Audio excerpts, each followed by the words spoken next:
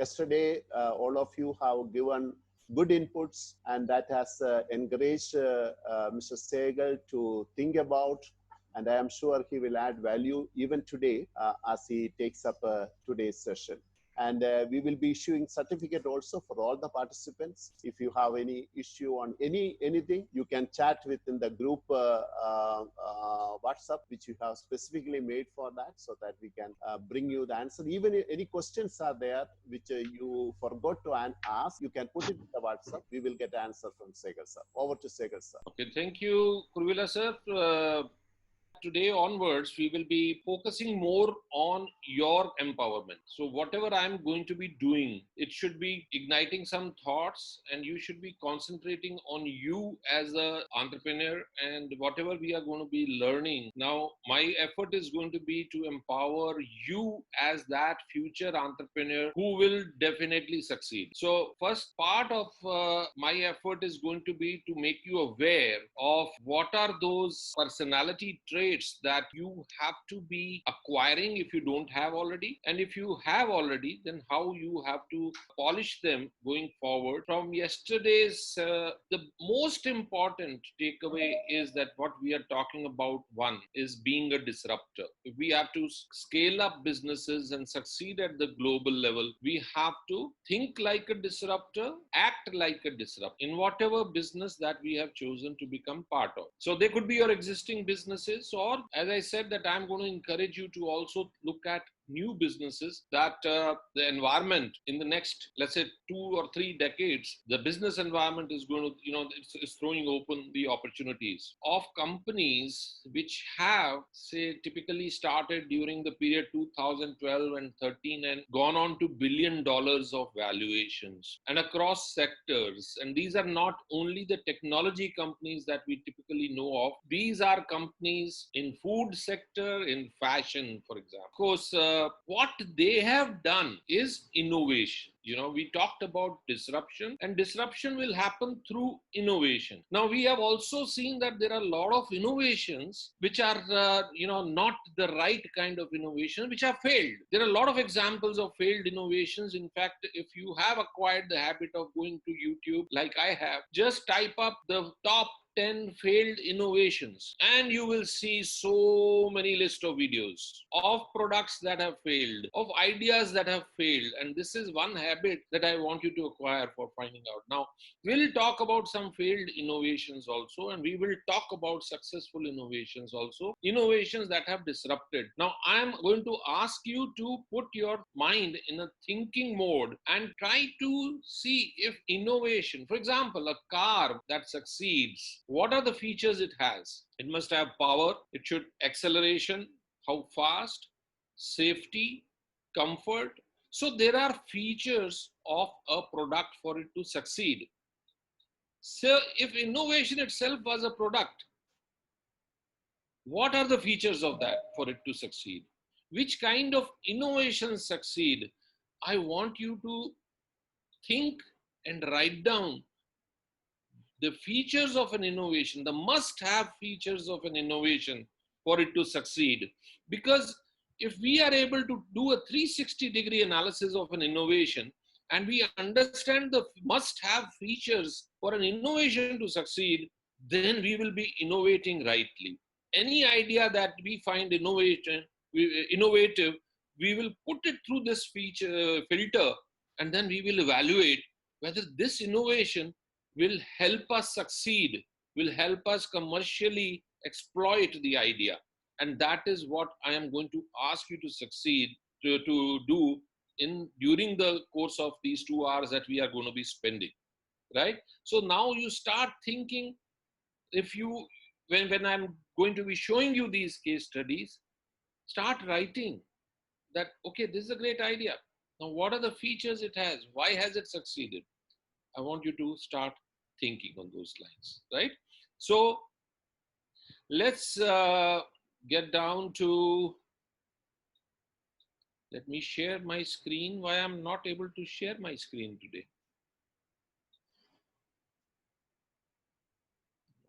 1 second.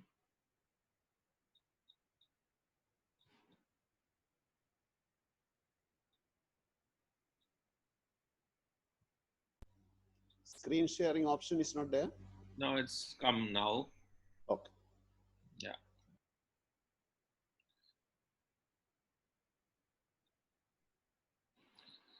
You know, one of the things that I am seeing, of course, it has been ignited also. This thought was always there. You know, the biggest business that is coming up in future, any idea?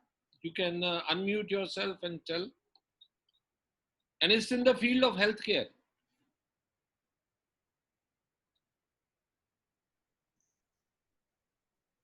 Anyone?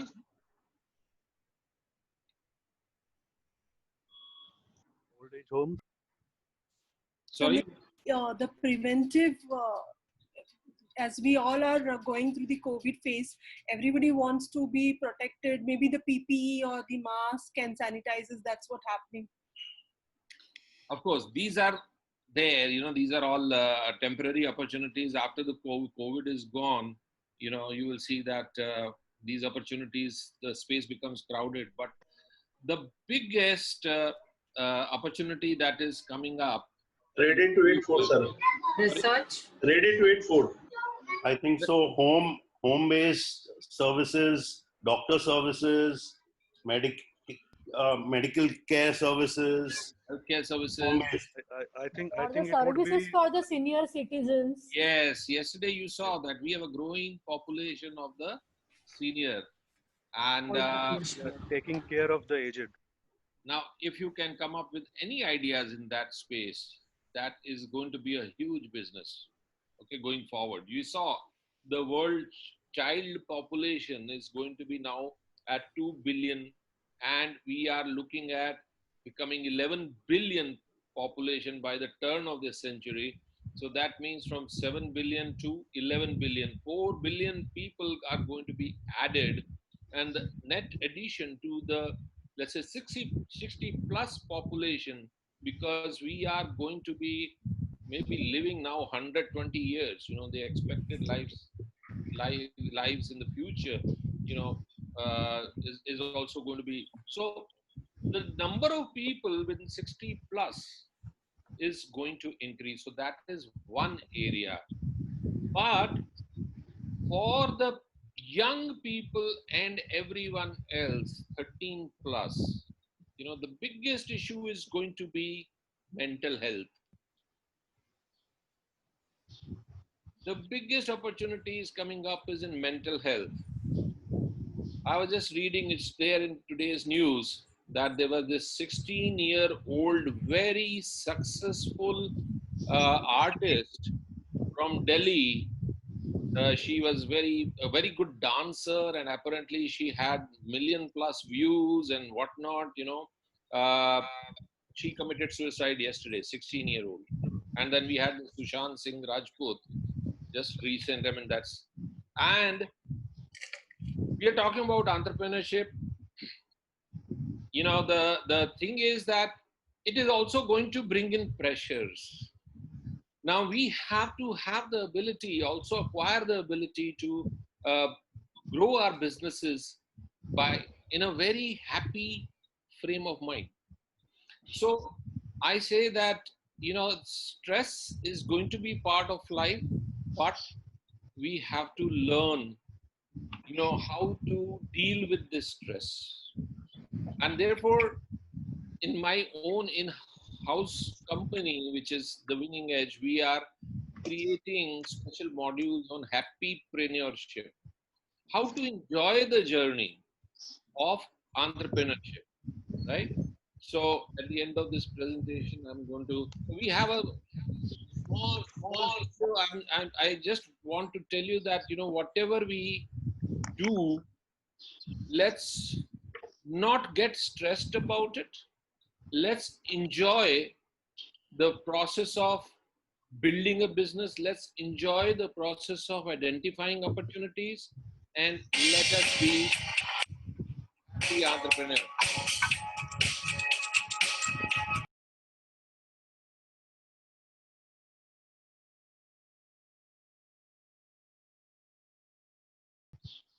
Yesterday we talked about this disruptions, pestle disruptions, and they creating different business opportunities, right? And we are going to see now some of the disruptions that have taken place, right? And how it is going to be looking forward.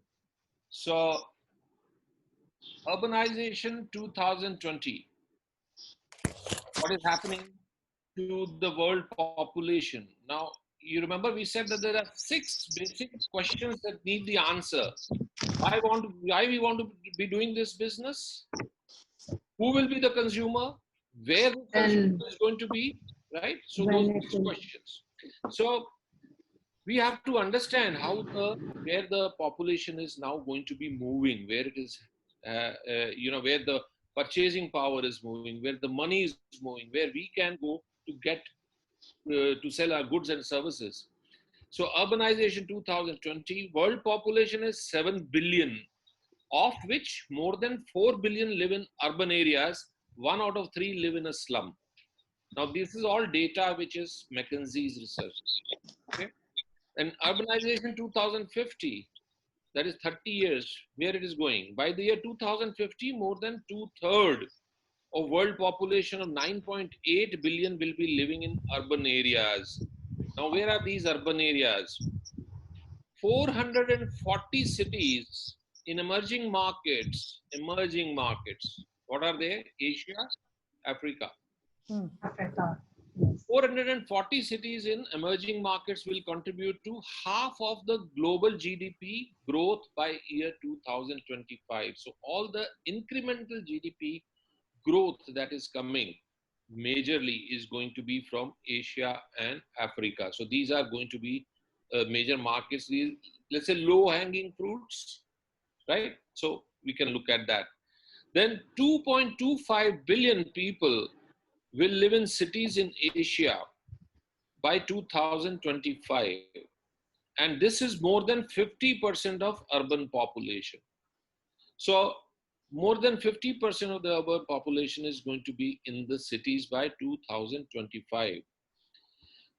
And now remember, these are trends that have historically been there. So some of the case studies that we will be doing, they have already taken advantage of these trends to create the businesses which we'll be talking about as case studies today.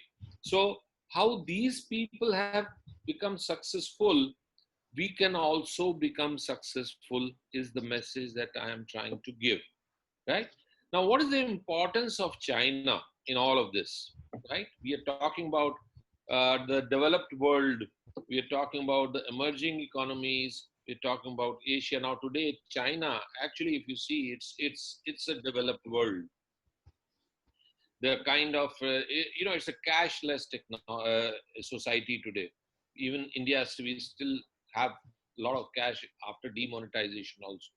But the opportunities in China, we have a case study from there, we'll be doing that. So by 2025, 46 of the 500 top cities will be in China. Now we are talking about all these anti-China sentiments, etc. and everything, but at the end of the day, every country wants to also export to China. And China in the next, let's say, 5 years, itself is becoming a very attractive market. Now you got to think when we say that, we are anti-China and all these anti-China sentiments and all that, because a major chunk of the market is developing in China. Tianjin's economy, one area, small, itself is going to be the size of Sweden by 2025. We're talking about next 5 years. Can we ignore China as a market if you're talking about globalization? We'll have to think. Emerging economies are becoming major force. They will grow 75% faster than the developed world by 2025. The share of emerging economies in the world's GDP in 2018 was 1/3, which will grow to half by 2025, in 7 years, from 1/3 to 50%. So focus on, again, Asia, Africa. Consumer spend. Emerging markets are likely to exhibit 150% higher consumer spend. Why? Who are the people spending? The young people. Where is the population of young people? If you see, it is happening in the emerging markets. So 150% higher consumer spend. Now, if you take West, like yesterday, Hans Rosling's presentation, if you remember, we talked about North America, South America, and he talked about Europe. So that is what, North America and Europe, typically what we call is the Western world. If you remember the PIN code, in the future, it was 11. You remember that? Yes. Yes, sir. So that means if we are going to be planning in the future, these are stagnant populations. Now, what is happening in this Western world, which is the developed world, is the people are aging and spending is done by youngsters. So these young people, they are the future markets, and we have to therefore focus more on emerging markets in the next decade. This is the reason. Now, if you see, we already talked about emerging, so consumer spend, emerging markets are likely to exhibit 150% higher consumer spend between 2010 and 2030. How much is that going to be? 30 trillion US dollars. Okay. And these are figures from McKinsey Global Research Economic Desk. Pandemic impact. Almost 620 million people have exited the poverty line in past 20 years. They came above. I was saying about 1 billion yesterday. It's around same 620 million. But if, let's say, this pandemic period gets stretched, then it will become 1 billion, going back under the, poverty line. So already the COVID has undone all this progress. So these people have already gone below the poverty line. Now this is a very interesting slide which going forward, which gives some insights. Okay. You see the proportion of elderly is increasing. This is an original slide from McKinsey Research. Okay. It's there on the net. This report is there on the net, and I've just taken those figures and I've analyzed them. That's the only thing. And I've analyzed for finding where the businesses and what kind of businesses will be coming up and huge opportunities. I said that the global GDP is going to be growing. It is at 86 billion. After taking the hit because of pandemic, the global GDP will come back and it will grow. So that means businesses are shutting down. That's right. But businesses are changing. The money is changing. It's finding new areas, new domains. And we need to, as an entrepreneur, understand where is this money spent going to be happening. And we won't be able to do that unless we analyze these going into the future. So proportion of elderly is increasing. Now you see global population by age group. Okay. And we are talking about 0 to 14 years, which is light gray, and black is 15 to 64, and 65 plus is the red.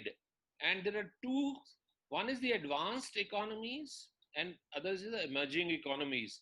Now, if you see the advanced economies, you see that greater number of people by 2050 are being in the age group, older age group, right? So, which also means that the working class, the labor class, okay, which will be, they are going to be finding now the difficulty to get the working people. Now you see what is happening in the emerging economies. There the working class is increasing, right? So we are having a definite advantage against the developed world. Why? Because the demand and the consumption in these economies is going to be much higher. Why? Because these are the people who spend money, and these are the people also who earn money, and therefore the focus both in terms of production coming in the future and in terms of consumption coming in the future will be happening in these areas, and therefore they become important for future global market selection, right? Now let's see the life expectancy, from 47 years to 76 years. This was part of Hans Rosling's presentation also yesterday. So we are going to be, and this is average.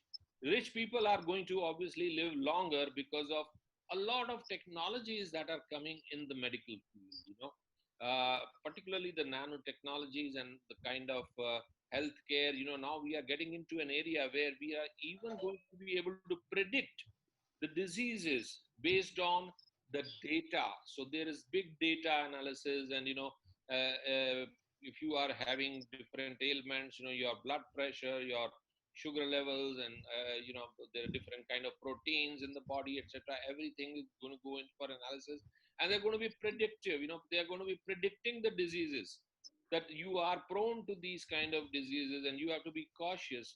All that is going to prolong your life expectancy, of course, but this will be in the hands of the super rich and the rich people, and these people are going to be therefore living longer. And the problem is that they will not have a lot of children to maybe look after the way we do it in Asia. So that's where I'm saying that elder care, if you come out with an idea where train people in really good quality elder care, and what do elder people need, a lot of insights there. And then again, there are a lot of successful companies in this area alone in the developed world, and see what they are doing. India has come up with a lot of companies who have come up in the elder care area, like care 24, and there are a lot of them, but absolutely way there's a big gap in terms of what they are delivering and what their counterparts are delivering in the developed world, because that is a huge area of opportunity. Now you see the graying workforce. Now 2010, these are global figures: 14%, 22%. The share of older workers, that is age 55 plus, will increase dramatically, right? These are the older workers, from 14% in 2010, and 20 years, this figure goes to 31%. Now, what is happening simultaneously? You see, this is a graph on the growth, okay? Without productivity increase, GDP growth will shrink dramatically, right? So this is employment growth and this is productivity growth. You see the employment growth is also going down, and you see the productivity growth also going down, and major factor is because of the aging population. Now this gap, if we have to grow the GDPs, this gap will have to be bridged. And of course robotics, artificial intelligence, all that is coming in, and we will see the actual situation is going to be different depending upon how much fast robotics, etc., is, how fast they are going to be replacing a lot of people. And it's I don't know if anybody has seen recent Canton fair. The first time they held this fair on the digital platform, very interesting. I don't know if there are some videos available, but a lot of robots were there, which were there for people for, let's say, gardening work and whatnot. So already you will see that there are a lot of jobs going to get replaced by these robotics. Anyway, so in the let's look at this slide. So in the past decade, the working age population outgrew the retirement age population. In the next decade, it will barely keep pace. Now, what are we talking about here? G20. G20 is the set of top 20 countries based on per capita income. Now, you see 300% growth in the last decade. So 2005 to 15. Can you please mute yourself? Somebody is unmuted. It's your mommy? Where's your mommy? Uh-oh. You're scared. He's like so many cats. Get the fuck out of here, please. No. And Sehgal sir? Just check who's Sir? Arun Sehgal someone is sir? unmuted. Just mute Can this. can you make me a co-host? Because I have to make you, is it? yes, because I made you the main host. Oh my God, don't do that. Cannot make any changes. Don't do that. Okay, we'll take a break and then we'll do that. But I request all the participants to kindly mute themselves. Yeah. So we are talking about now working age, which is 15 to 64 and 65 plus. Okay. And this is 2005 to 2015, and this is 2015 to 2025. Now you see the working age group people, this is million people. So 300 million to 167 million of G20, right? So this working age is reduced, and you look at 65 plus years.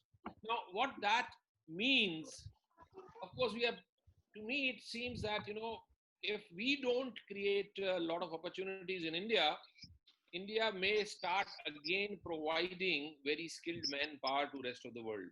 It is already happening. There are a lot of skilled people from India going to Japan, going to Korea. Never happened in the previous, if you remember, we had that phase where a lot of Indians were going, but they were going to America, etc. Can you please mute yourself? We are unable to hear you properly because of the disturbance.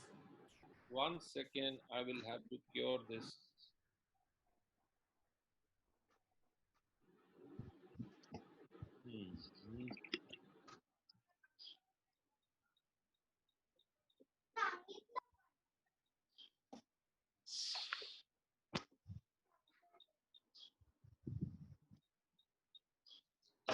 Suhita, are you there? Yes, sir. Okay. Yes, sir, I'm there. Okay. There is some disturbance. Yeah. I'm just checking. I think that's coming from, I don't want to say that. Okay, maybe. So you can mute everyone. I'll just Yeah, sir, you can mute everybody. Everybody and make Doris co-host, sir, immediately. Yeah, I'm now figuring out how to make Doris co-host. Okay. So go to the participants option. Okay, 1 second. Okay, and on the video icon. Okay. The participants on the video icon, if you left click. Yes. It will say make host, co-host. Make co-host. Done. Thank you so much, sir. Sorry everyone for the disturbance. Yeah. No problem. Carry on, carry on.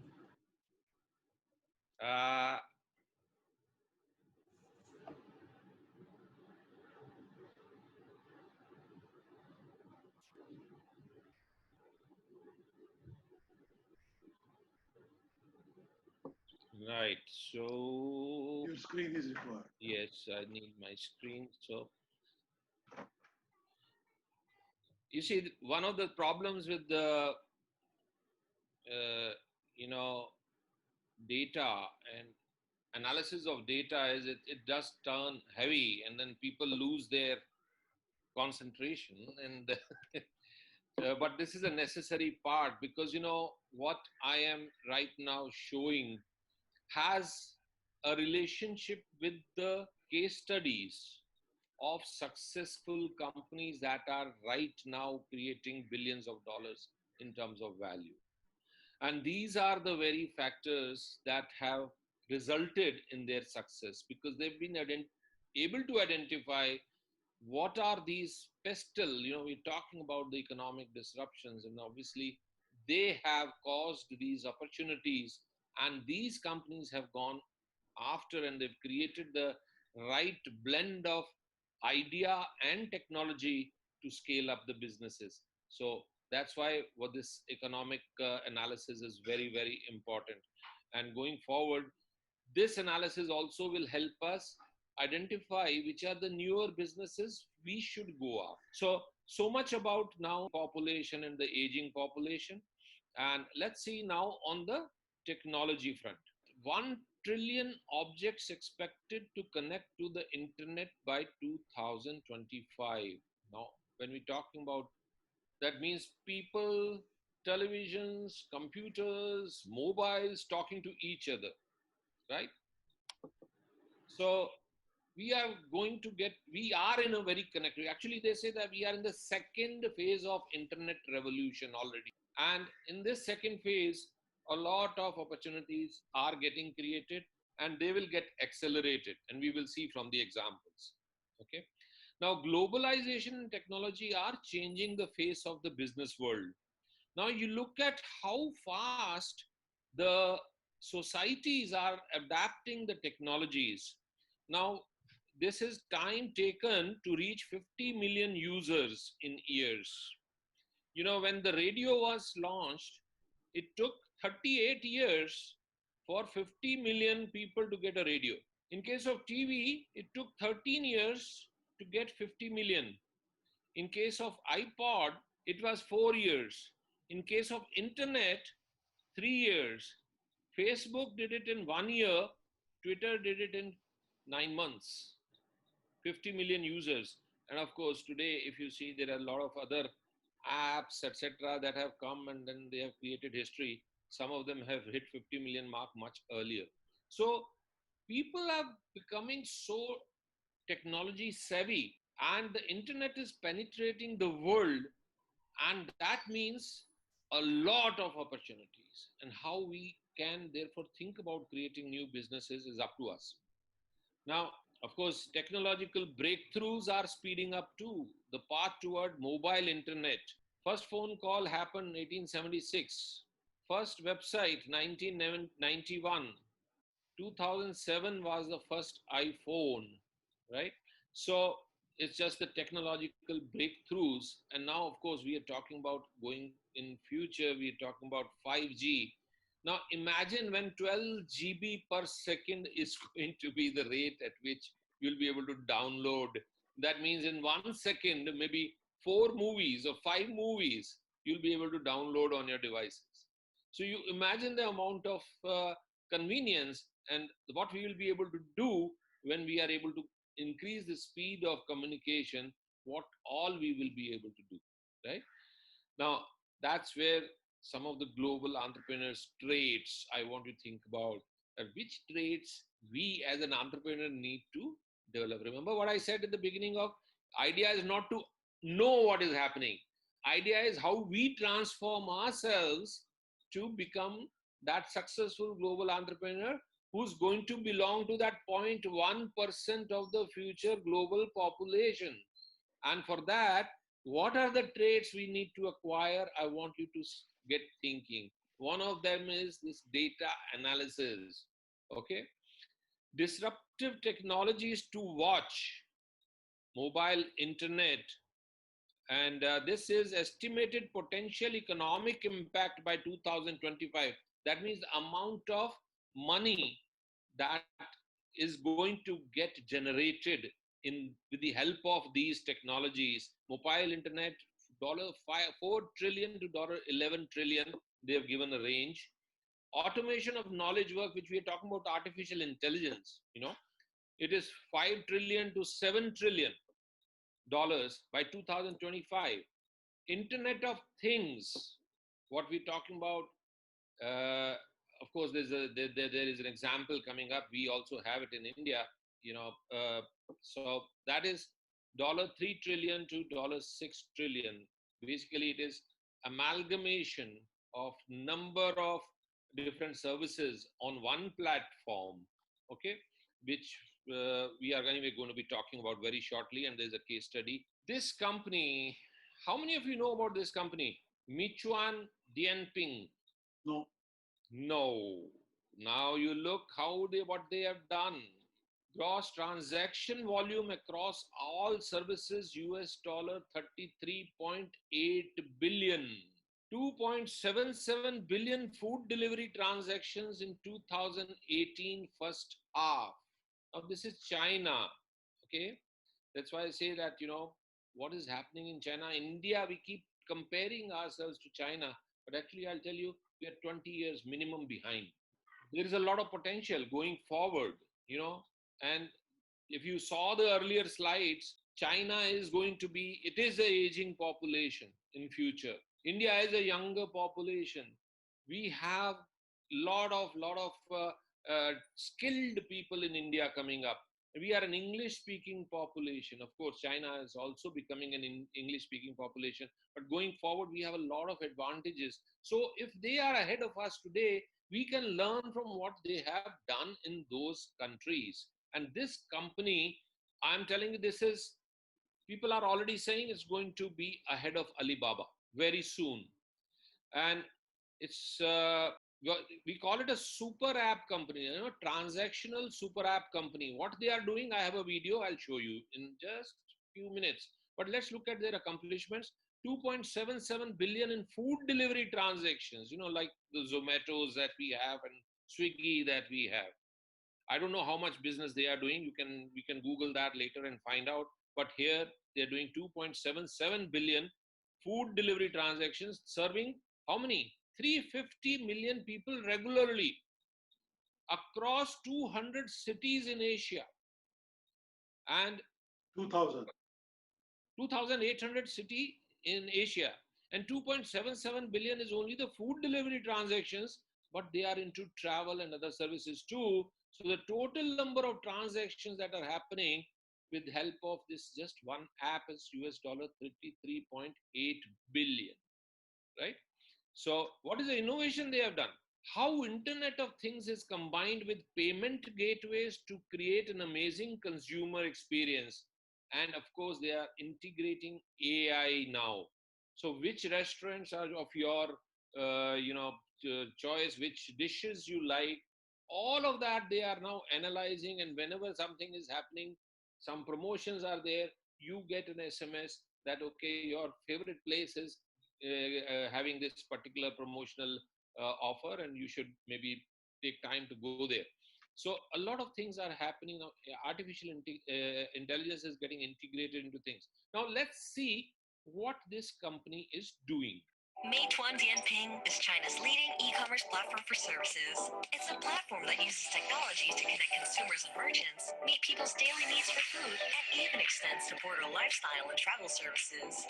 Its daily lifestyle services include on-demand delivery, in-store dining, hotel booking, movie ticketing, transportation, bike sharing, and car hailing, to name a few. And now we'll show you how the whole thing works, starting first with a typical morning in Beijing. Out of the wide variety of Beijing breakfasts, Alice decides today to try out a new restaurant recommended by Meituan.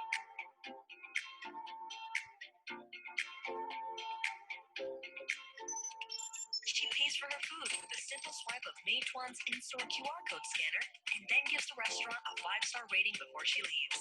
Alice then uses her cell phone to QR scan and rents a mobike, MDPDay's bike share service, so she can avoid morning traffic on her ride to work.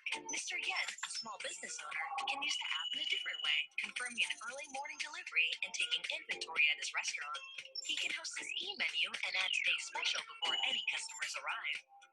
Delivery is a major aspect of MDPDay's services. Fei is a delivery rider. Meituan's AI-empowered intelligent dispatch system pre-selects the most suitable delivery rider to each customer, ensuring the food is delivered in the shortest time possible.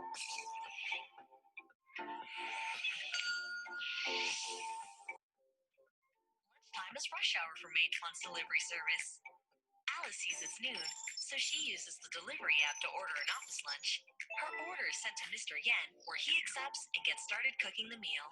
Fei, the pre-selected delivery rider by system, is sent directions for pickup almost instantaneously. A hands-free smart earbud reads him the route and keeps him safe on his drive. There are tens of millions of these orders placed and completed throughout Meituan's delivery every single day.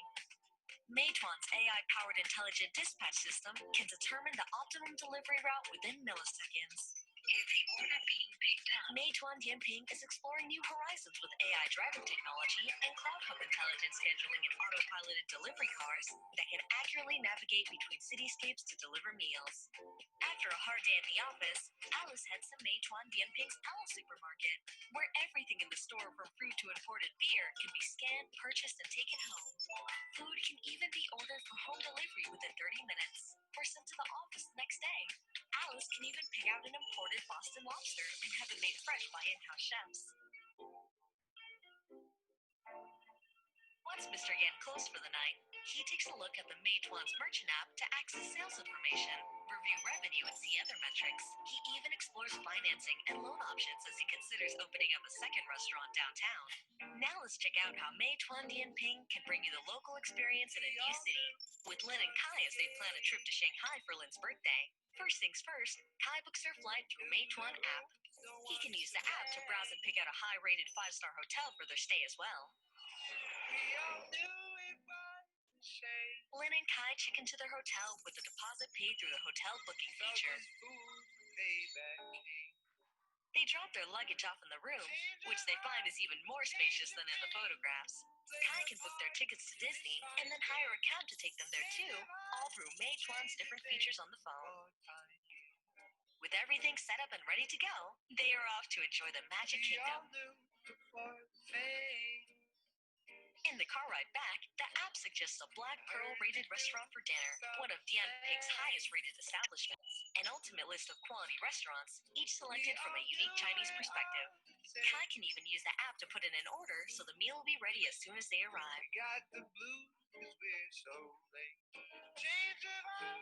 Kai opens the Meituan app and the next destination is already suggested. Karaoke. He finds a local deal and books their room at a discount. The couple arrives and Kai shows the receipt to open their room. Then they call some friends. Orders a last-minute birthday gift to be delivered to the karaoke.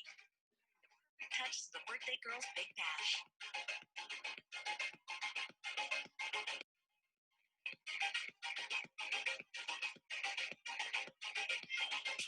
Chinese, May means beautiful, and Tuan means together.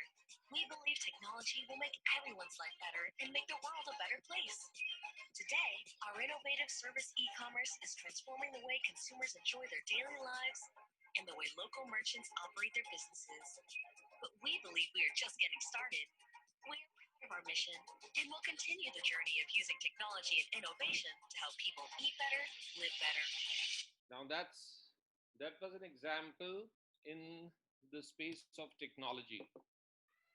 Now, of course, a lot of us are on the other side, not the technology companies, but, if we were into the food business and the restaurant business, how we have to integrate with these technology companies, it's something that a thought I like to give that, you have to now see, yesterday I was saying that we have to adapt technology, we have to integrate our business with the technology because technology is becoming an enabler. How these people have taken advantage of the disruption. First of all, this business is a disruptor.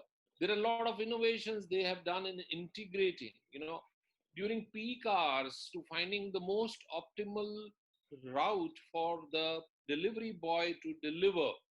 And then they are continuously giving instructions to that delivery boy along the route. Again, convenience. That's part of this disruption. Now that is what I was saying, that whenever we go through the case studies, I want you to note down what are those innovation features that we need to have in the innovations for us to become a successful innovator of the future. Convenience about money payments, convenience about bookings. You see how the consumer is at the center point. Everything that the consumer needs. Yesterday I was saying we have to spoil the consumer.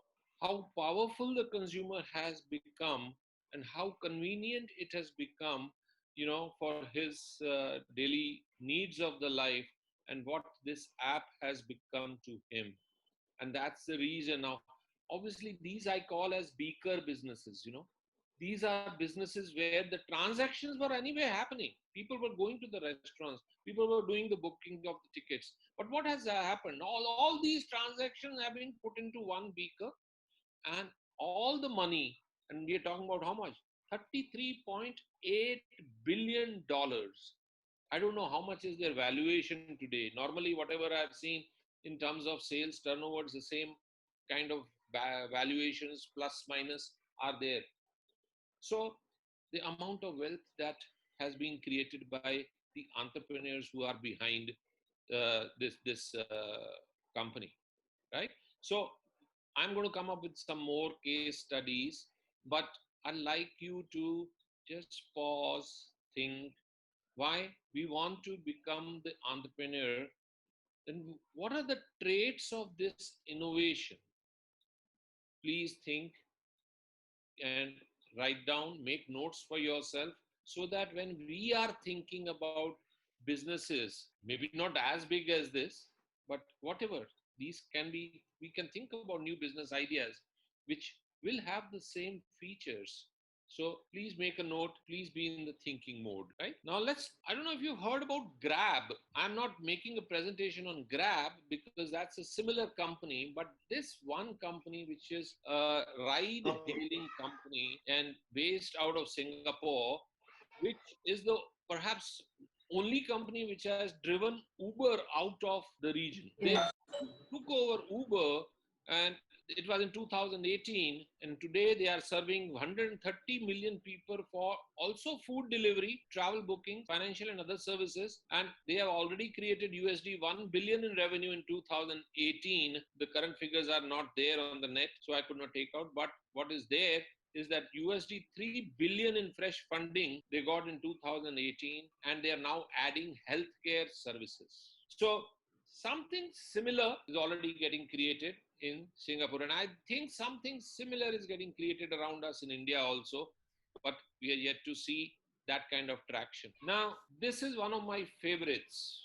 You know, you see again all the economic and social disruptions that we talked about earlier, how they are being leveraged, okay, to create businesses. And this particular business is one of my favorites, which is in the US, and it's something similar has not happened in India yet. And it's relating to the fashion industry. And what are they doing? They're innovating to revolutionize the fashion industry. And I also want to tell you, all the women entrepreneurs on this platform, that the entrepreneur behind this business is a woman. And we will see you now. Look at their accomplishments. What they did, you know, it is a company that is obviously into, they started off with women dresses, and they created an app which is called Style Shuffle. So Style Shuffle feature innovated by the company allowed customers to rate a set of clothing images each day. Now we'll see the presentation, the video talks about the details on this innovation. It not only trains the company's algorithm, now they're using artificial intelligence, you know, when they're asking people to select dresses for them and they're giving them options, and people select those different patterns, they are using artificial intelligence to know the preferences of the consumer. So then they are profiling over a period of time, they profile the consumer preferences. So it not only trains the company's algorithm to understand holistically a client's personal style, but it also draws customers back to the app and interests them in Stitch Fix's inventory. So once they have profiled the customer, then they start sending options of their inventory to this customer. And obviously the pricing, etc., is very attractive. Obviously, the convenience aspects and the payment gateways and all those are built in very nicely. They are engaging the consumer in a very innovative way. And the company has expanded from exclusively selling women's wear into men's, kids, plus size, and basics like underwear, and entered UK market in 2018. Okay? It has been profitable since late 2014. I think they started in 2012. It generated $1.2 billion in its fiscal 2018, with earnings of $45 million. Now, that has been the accomplishment of this textiles, garments-based business, and integrating technology, Internet of Things, and artificial intelligence. So let's see what they are doing. In your daily life, algorithms are everywhere. They route the Uber to your door, determine what shows up in your Facebook newsfeed, and decide on your Google search results. At Stitch Fix, a San Francisco-based retail startup, Data scientists use algorithms to predict what clothes users will like and purchase. We do collect a lot of preference data up front before we even have any experience with the customer. She'll enter things like her height, her age, her weight, her size, her preferences for fit, preferences for step. Have you ever heard of this designation? Chief Algorithms Officer. Okay. Now see where we are going. Even her preferences for taking risk, all those things help inform a decision on what clothes we'll send her.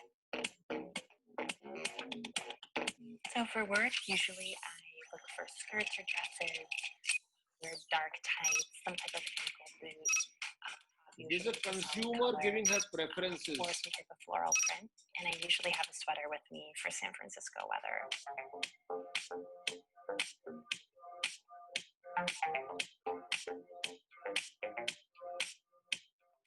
When Kathleen fills out her survey, the company will gather up data points, including dress size, height, and location.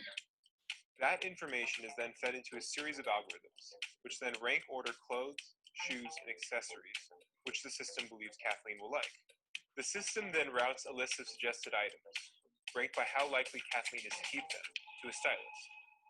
The stylist reviews Kathleen's profile, takes into account notes like if she likes floral prints, and picks 5 items accordingly. That order is then routed to one of Stitch Fix's 5 warehouses, where it is picked, packed, and shipped to Kathleen's store.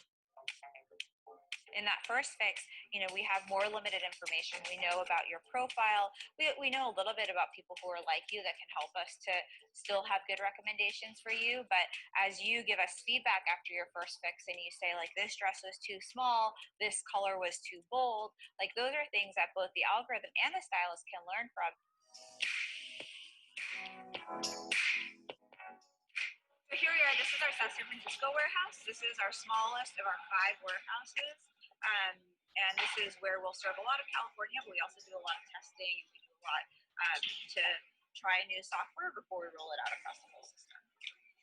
Do you guys use any kind of system to determine where things go and what warehouses? There are tweaks that we can make, and as we kind of understand the demographics of the different warehouses, who they serve, then we actually do use some data science to better understand, what product has more affinity in what places, and also as we kind of replenish and reorder inventory also, like where it should be going. Say this top is doing really well in like LA and San Francisco. Would you get more of this here? Yeah, okay. Exactly. That's exactly right.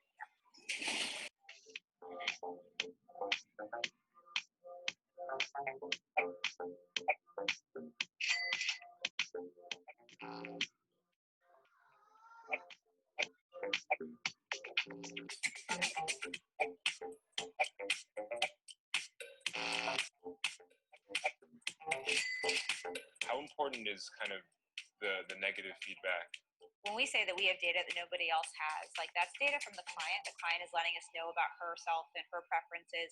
It's data about the product. And so, we know the attributes that actually matter. And so a lot of retailers will have fabrication or country of origin. I mean, we have those things also, but we also know how does this garment fit on people who are of a certain height, of the people who like a specific style preference. And so we actually have the data around the attributes that we know matter. When we miss the mark, when we send her things that she didn't like, and she says, this was a little too edgy for me, or this fit too tightly on my shoulders, all that information is good. It not only helps us with her, but all customers like her, and we can get better and better over time as we learn more about the customer and more about our merchandise and how it does with different customers. And so it's an evolutionary process where we're constantly updating feedback and putting it back in, making new decisions, learning from them, going back, and it gets stronger and stronger over time. Now, machines learning about your behavior, your preferences, and then predicting what kind of products you will like, and the stylist in the company getting this feedback from the machine, which is a computer, talking about that this particular consumer is likely to have these kind of preferences, and then the stylist using them and then giving it to the consumer, right? So a great example how technology can be used again as enabler and and enhancer of business. And it's a continuous engagement. People start liking, when you're throwing different ideas at consumers, and every day you are looking at, okay, today I have to select a new wardrobe. Now, you see, there is a psychological need of window shopping. So many consumers do window shopping. Now you're doing that window shopping on your app. You are not going to buy, but the person on the other side of the app is asking you, okay, which are your preferences out of this? So you are getting that psychological gratification of shopping without spending money. And the company is acquiring so much data about you that if next time there are stocks and these stocks are fed into the system, it automatically allocates the stocks for different people, and different people start getting messages, and you see the amount, that inventory turnaround and all of that. Isn't it exciting? I'm really very excited. Really excited. Now, of course, how we can, I'm going to encourage you. The idea of this presentation is not to get excited about their businesses. They are happy making money. I am more excited about how I can learn from these examples to become an innovator, to become a disruptor in my business. And I'm going to therefore again encourage you to think about your businesses.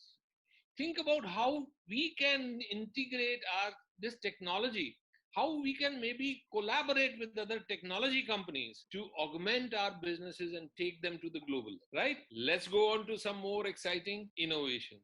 Here's another one of my favorites. Heard of this company? UK? US. Sweet Green. Let's see. We go from down to up. 91 restaurants in 8 states and a network of 150 farmers across the country. Sweet Green. Actually, I'm working with a startup, but my problem is they are only ideapreneurs. They are not actionpreneurs. So we've been just talking about this idea in India. But any of you who want to, take this idea forward, I am looking at doers, because one thing I don't know if you have realized is that money is available today. I'm associated with so many startups. A lot of them actually have gone ahead of me. Now, sometimes I feel, look, at these guys I have been associated with, you remember that Red Bus was a company, I was the first, I think, person, part of the Bits Pilani group. We evaluated that idea, and that company got sold for more than $800 million, So anyway, there are people who have gone much ahead, while we, of course, at my age, I'm looking for more people to come and, collaborate, and we can go scale up these ideas. But this is one area, that textile idea that we talked about, that also, I don't know if Mr. Rajesh Gupta, who was there yesterday, he's there or not today. He was a great entrepreneur in the textile area. But I included that case study. I thought that would be very, very beneficial for him. But again, this is in the food industry. Again, integration of technology. Okay. 91 restaurants, all the veggies and fruits coming directly from the farms near the restaurants. They have tied up with 150 farmers, 8 states across the country. Sweet Green has created a fast casual farm to table direct, empire that's poised to expand. Sweet Green has a history of collaborating with prominent chefs. Actually, it's a salads company, healthy foods. And those of you who've been to US, I'm sure, and now they are, of course, I think recently I was in Spain, and I went to one of their outlets, and it was amazing salads and healthy food options. Sweet Green looks beyond just the food they serve. It's about how they can create an entire food ecosystem that reaches their customers in ways personalized to them. People can create their own salads. Their menu card is like that you can just pick what you like, and then you go and you just tick on the sheet, and then you give it to the chef, and the chef makes that blend for you. So they are doing something that a fast food company has never really has done before. And again, if you see that's a developed country, and there is a shift from all these, let's say, garbage eating to healthy eating. And that is a very, very important trend. And people want to eat healthy obesity is one of the big pain problems in that society. Our society too. If you see in India also, there is a lot of shift towards healthy eating. Now, it's not just the restaurants, they are also delivering these healthy foods to the offices. So with more than half of its orders coming through its app, development of an app, which more than 1 million people have downloaded, the company is finding ways to get food to customers more efficiently. Its new Outpost program offers free delivery to employees of participating companies. How B2B is happening. Free deliveries. Meals ordered in the morning are dropped off at set times to office buildings each afternoon. Artificial intelligence deployed in harvesting and biodegradable bowls attract customers. So you see how the environment friendliness has also been integrated. Sweet Green was valued at $1 billion by Fidelity Investment based on their 90 locations in the US, and this happened in May this year. This is as recent as that. Now, exciting? Is it exciting? Yes, yes, of course. Yes, sir, a lot. So let's look at what they're doing. Guess where we're going? Not that hard to guess. Sweet Green, woo! Sweet Green, worshipped by millennials and Gen Zers. Oh, about to give me a Hollywood bowl! Dutifully wait in lines around the block for their locally grown, celebrity chef-inspired, premium-priced salads. Is salad a hot, trendy, growing category? Absolutely not. When you take one of those big established things that everybody already eats and you elevate or you innovate around that category, it can create growth in what is otherwise a pretty flat marketplace. Gwyneth Paltrow's company. Very important message. What did he say? Did you catch what he said? I am just testing whether you are awake. What did he say? It said a flat market. Salad is not an exciting product. Yeah, but look at the innovation. What is the innovation they have done? Yeah, they let's have tied up with customization. They have tied up with celebrity chefs and made it on an app. That is what exactly I was going to say. They have tied up with celebrity chefs to create a great recipe. Even the presentation of the salads. Yes, presentation of the salad, but most important, and how they are serving it. Most important still they are selling it through an app. Is the freshness. Yeah. Is the freshness, right? And you know what? In the artificial intelligence, they are working with the farmers also to find out when is the right time to harvest the vegetable. Okay, so there is a time to harvest the vegetable when the nutrition is maximum. So they are working with those scientists, the agricultural experts, and they are that. So the farmer is also getting help, and let's see how it's going. So there's a lot of innovation happening there. You know, when you are really deeply committed, as I said, as an entrepreneur, to make this world a better place, you know, there are so many things you can do, and money is just a byproduct. And Martha Stewart have endorsed the brand. And Selena Gomez, Catherine McPhee, Kendall Jenner, Cory Booker, and Malia Obama are all customers. There's a big movement of people connecting more deeply with their food. We were at the right place at the right time. In the ever-competitive fast casual dining category, Sweet Green's become a unicorn, valued at over $1 billion. If I had told you 25 years ago when Starbucks only had a few locations, someday would be a global phenomenon, or Chipotle, nobody would have believed that Starbucks is now worth $60 billion and Chipotle worth $16 billion. But that's what's happened, and so that's what we feel with Sweet Green. So has Sweet Green found the new sweet spot in America's palate? And will it become the next big thing? Sweet Green was started 11 years ago by 3 seniors at Georgetown University who met in an entrepreneurship class. We were sick of eating at the same places. None of them made us feel that good. The most delicious food, the coolest food was all the least healthy. And we wanted to solve that problem. Live the sweet life with us, you know?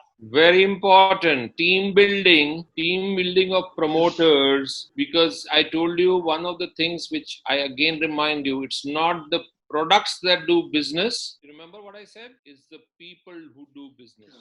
So if you have the right team, they will go out and they will, I said, if they have the right manpower, they'll get the right materials, they'll get the right machines, they'll get the money, and they will build up the business. You remember that in yesterday's presentation? Yes, yes, yes. Now here is an example of that. Yes. These three people, amazing chemistry, studied together, had a common vision, were obviously ambitious, got the right idea, got right materials, got money, and building business, and the process continues. And making the world better. Why? Because they're giving, they're delivering. They're actually a health food company, right? And money is flowing. Their initial money came from family and friends, and then rest of them have all come from all the big. And remember, another thing that I was telling you yesterday, that money is available. Why? Because people are looking at good ideas. Money is not multiplying money anymore.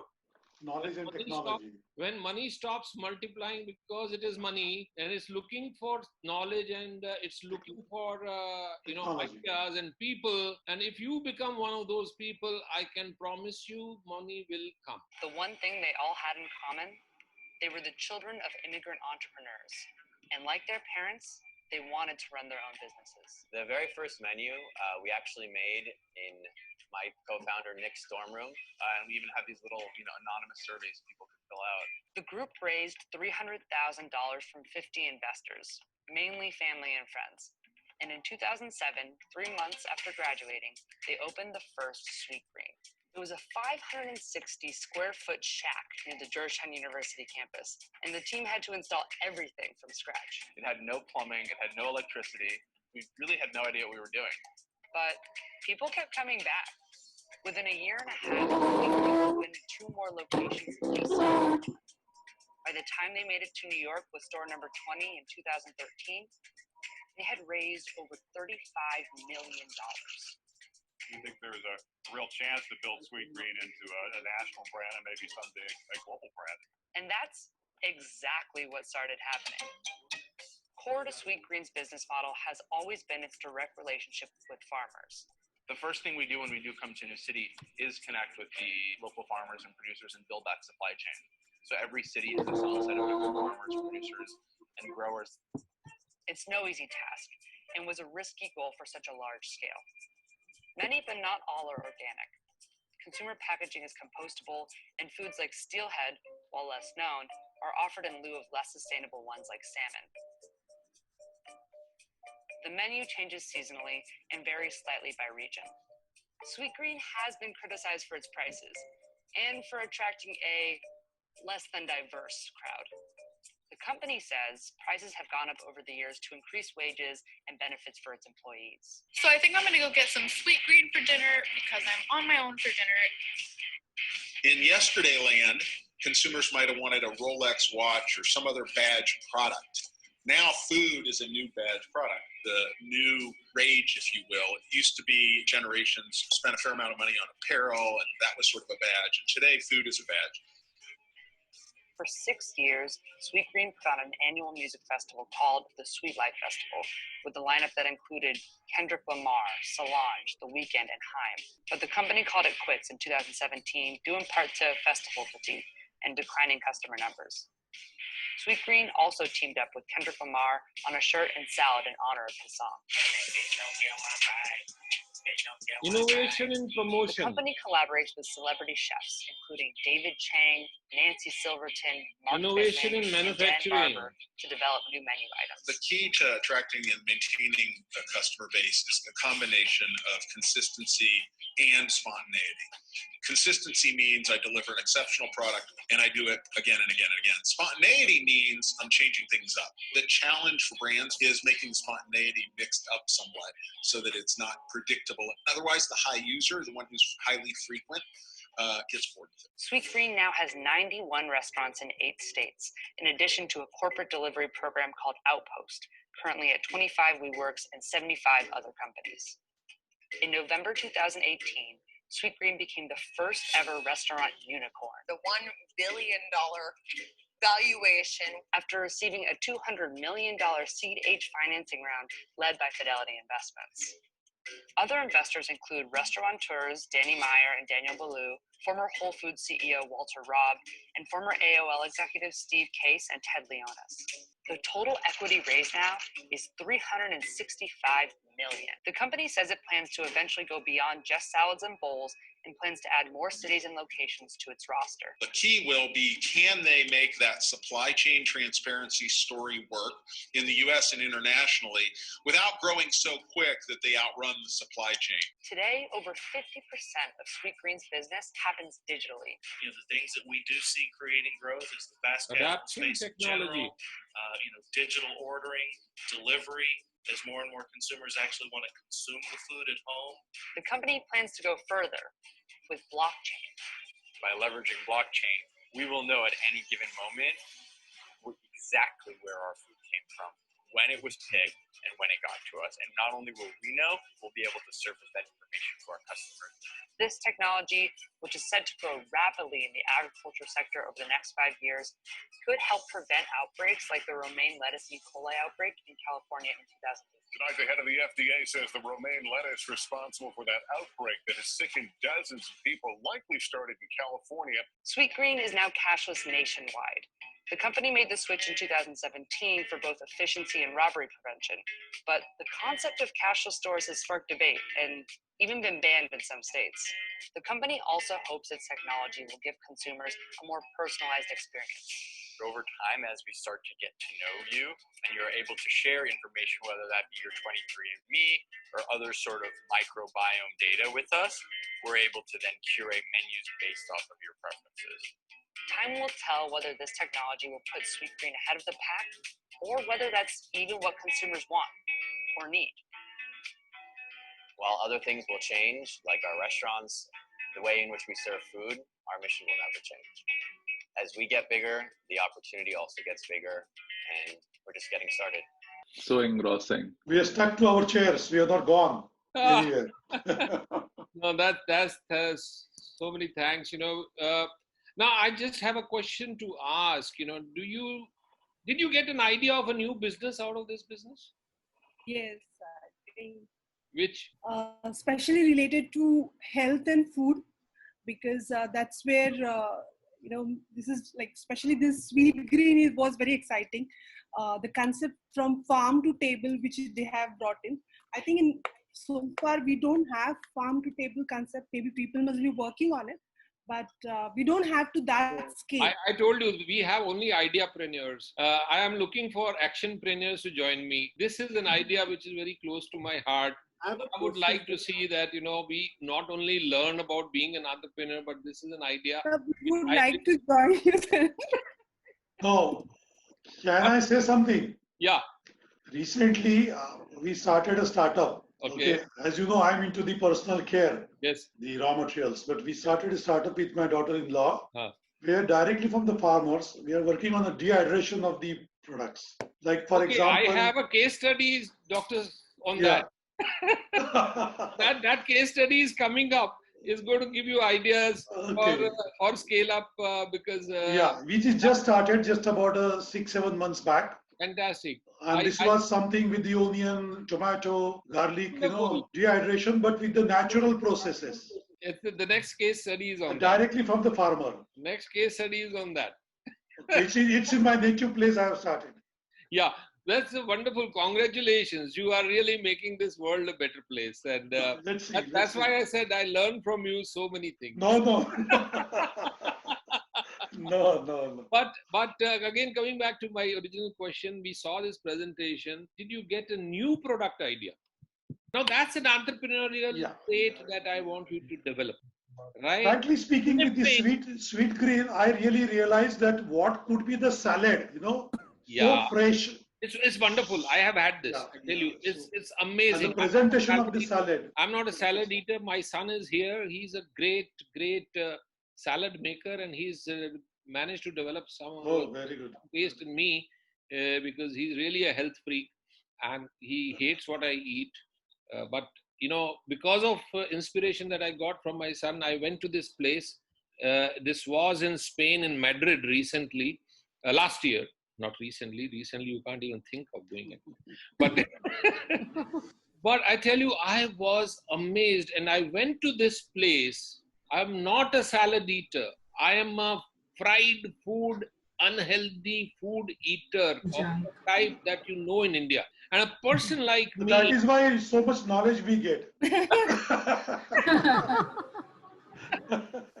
But doctor, a person like me visiting this place twice in 3 days, I thought there has to be something special because that taste was so special. But again, I'm repeating my question. There is a new product idea in that presentation. What is that? Applications of technology and innovations. Yes, that is there in all presentations. But in this presentation, something other than that, a product idea, not a technology idea. Value additions to the natural food grains. How we can give the from farm to tables.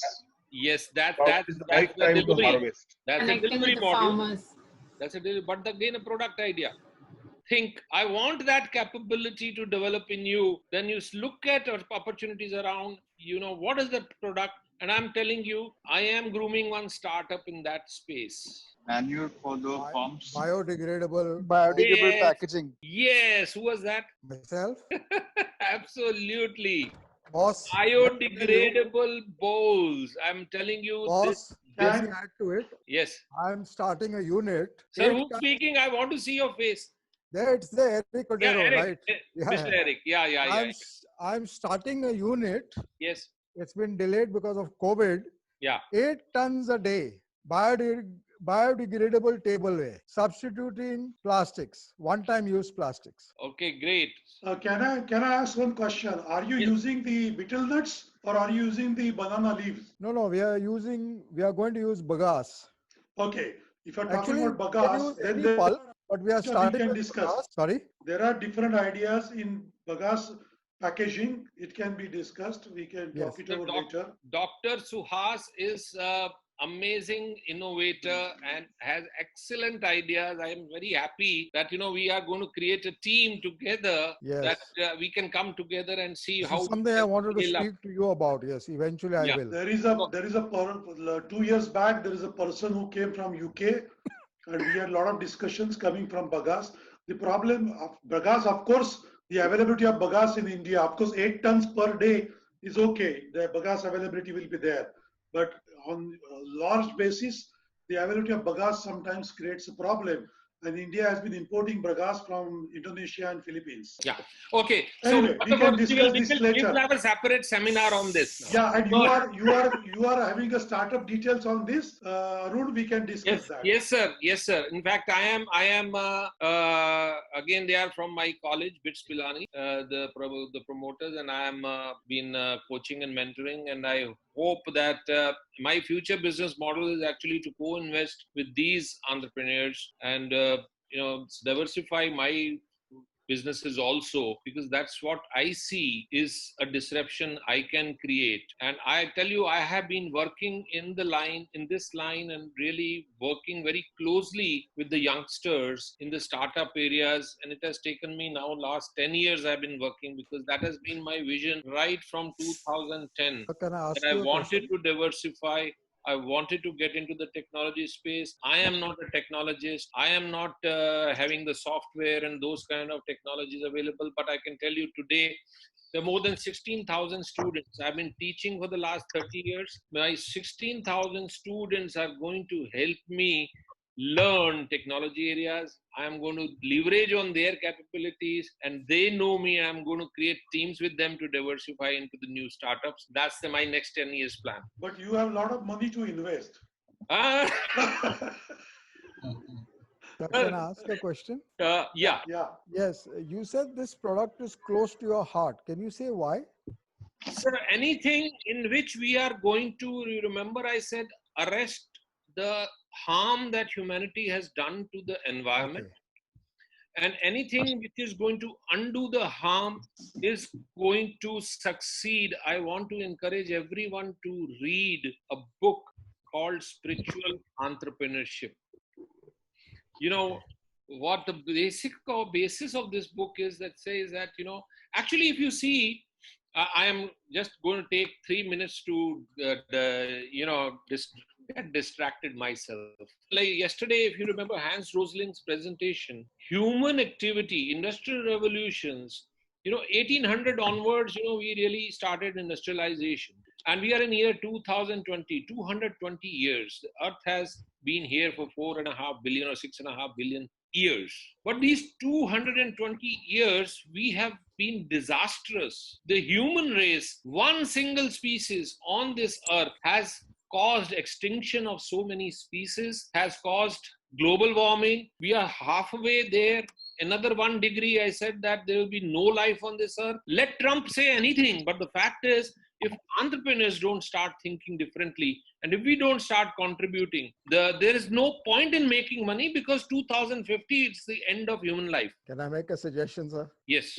During this COVID, we had lockdowns, and at the end of March, that was hardly 3 weeks of lockdown, the people in UP said, after so many years, we are now seeing the Himalayas because pollution has dropped. So is it possible to have a global lockdown for 1 month in a year? Let the earth heal itself. Give it a chance. While we destroy for 11.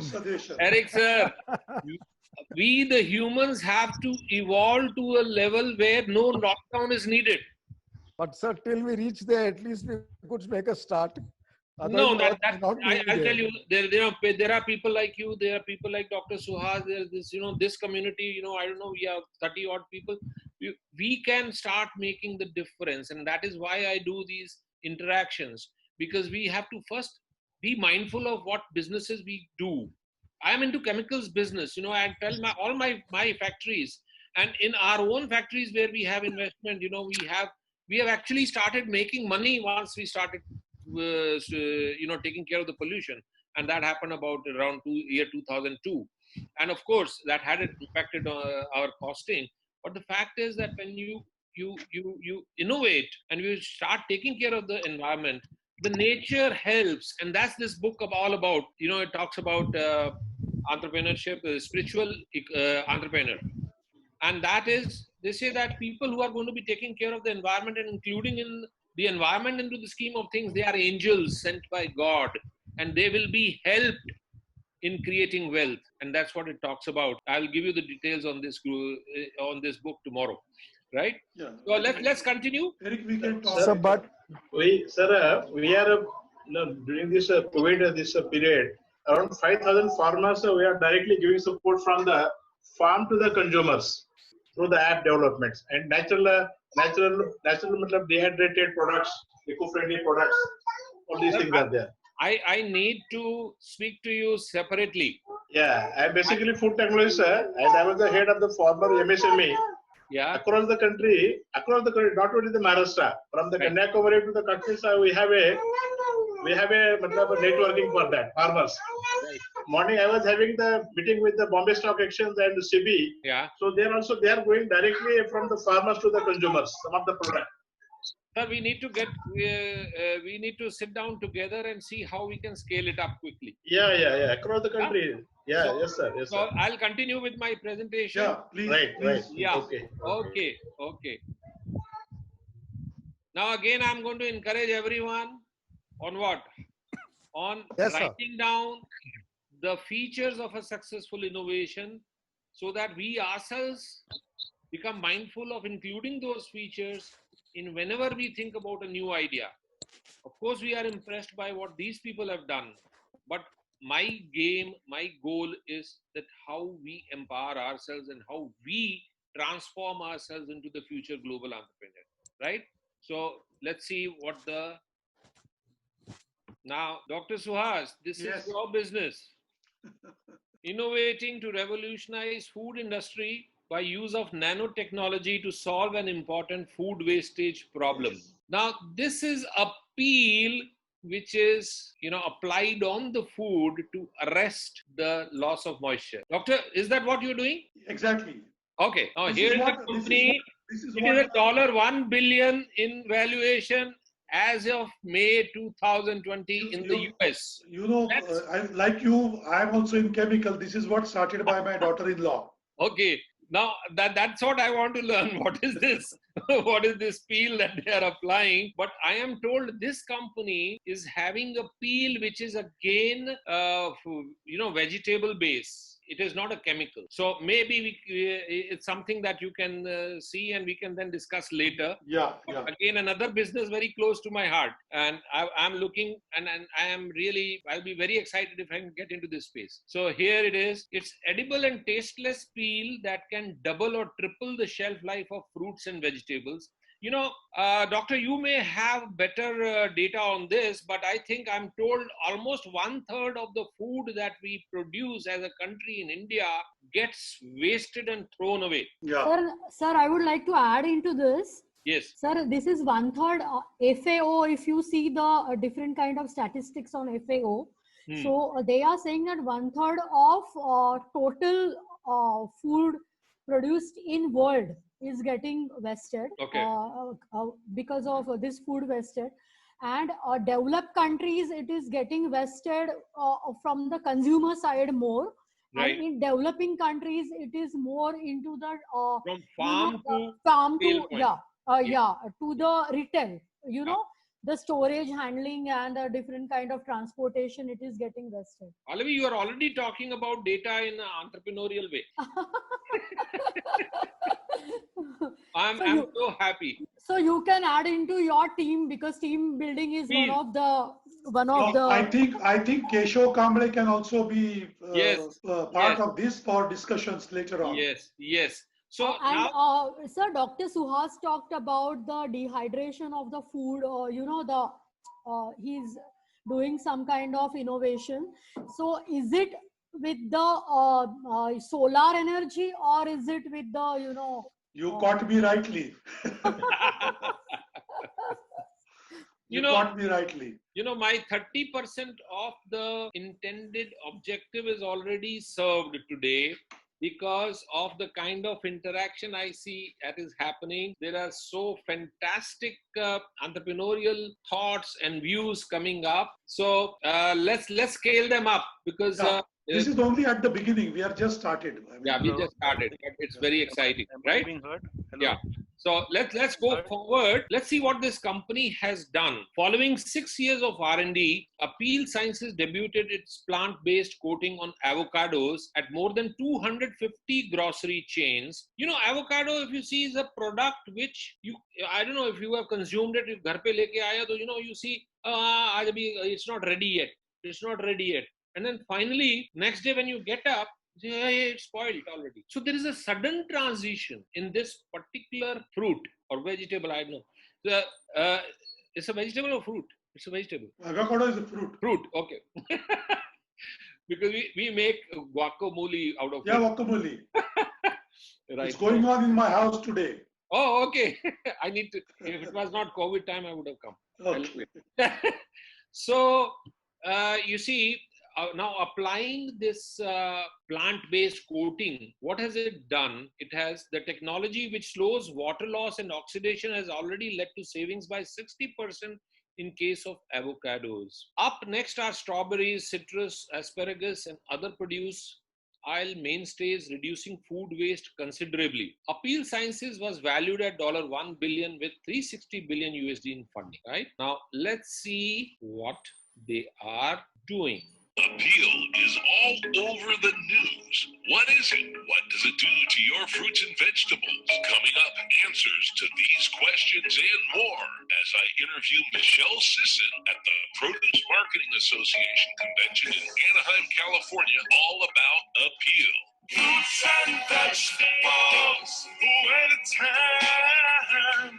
Hey folks, Dan the Produce Man here. We are with Michelle Sisson from Appeal. Now, what is Appeal, you may ask? Well, we're going to find out right now from Michelle. What is Appeal?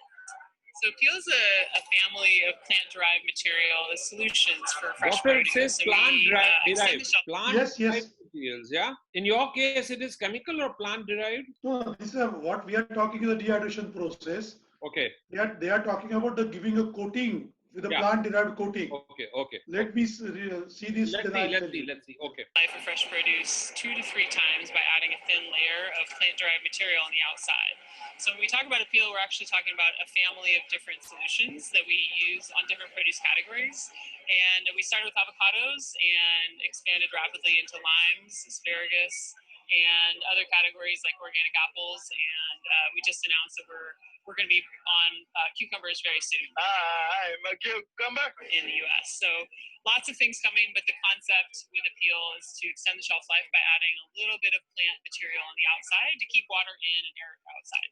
So appeal, appropriately named, is like a second peel. It's like a second peel, exactly. It's like a little extra peel. And so how much longer of a shelf life would we find on, say, a standard avocado or asparagus? So it depends on it depends on a lot of factors, but on average for avocados, we see 50% longer shelf life. And for asparagus, up to 2 times as long for shelf life. So that's really relevant because for asparagus, about 90% of it's flown in from Peru to the United States. And so when you're able to extend the shelf life by up to 2 times, you can actually it enables the possibility to change the shipping distribution method. So you can actually go from air to sea freight as well. And there's plenty of other benefits too. For avocados, by maintaining time, by adding more time, you give everybody in the supply chain more options. You can change the distribution for asparagus, air to sea freight, but for avocados, you can actually extend the shelf life for the consumer as well and really make sure that they get twice the ripe time, which is really amazing for them. Yeah, I mean, it's ultimately all about the consumer experience, and what we're able to do is provide a lot more, a better experience, we believe, for consumers over time by making sure they don't get home and their stuff ripens all of a sudden really fast. They can't eat it. When Michelle mentioned that it is plant-derived, I asked her, what plant? How's it made? When was it discovered? Who discovered it? How is it made? It's a lot of questions, but she was right on top of it. Was it made of, is what you're asking? So yes. We basically we look to nature for inspiration. We kind of say, what did nature already do? And everything that grew above water actually has a layer of protective material in this cuticular layer. So we looked at that and basically used the same concept of a plant-derived, a layer of lipids or glycerolipids. And what we do, and it can actually be made from any source material. There's many different types of source material we could use. We have a whole extraction sciences team that focuses on discovering the best source materials. But long story short, what we're really adding is the same structure, the same molecule, regardless of what plant it came from, the same molecule on the outside that actually arranges itself so it keeps water in and air out. So it's really something that we're really proud of, the fact that we can utilize nature to protect nature. That's something that we're really inspired by. Lots of changes in new technology. Produce industry is no exception. I asked Michelle, whose concept was this? Where did this idea come from? Who put it all together? Our founder is named James Rogers. He was on a car ride when he was doing his PhD work in California and listening to podcasts on kind of global hunger. And he realized that, his background was as a material scientist. He realized that a lot of food is actually lost before it before it can be consumed because it spoils too fast. And nobody had really thought about material science as a discipline in fresh produce industry to apply to extend the shelf life of produce. So he was working on solar paint at the time. But as a material scientist, you're able to pull from a totally different set of tools and think about surfaces. And really the thing that happens as soon as you pick a piece of produce, it's respiring, it loses water. And so if you can find a way to slow down that rate of water loss, then you're actually going to extend the shelf life without inventing a new molecule or new synthetic chemical. So it's really a nice way to maintain quality without, really doing anything outside of what nature already does. And how is Appeal made?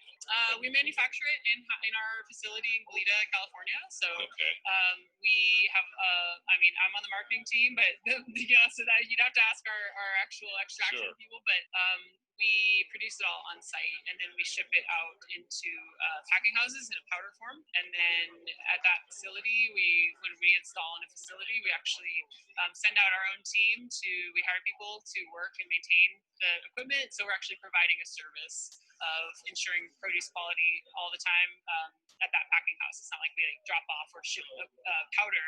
We're actually bringing in equipment to make sure that it's applied perfectly every single time. It's been really phenomenal so far. And is it organic plant material? What is it? We have products for both conventional and organic produce. So we have a product that's OMRI listed for the growers of organic produce, and then we have products for conventional as well.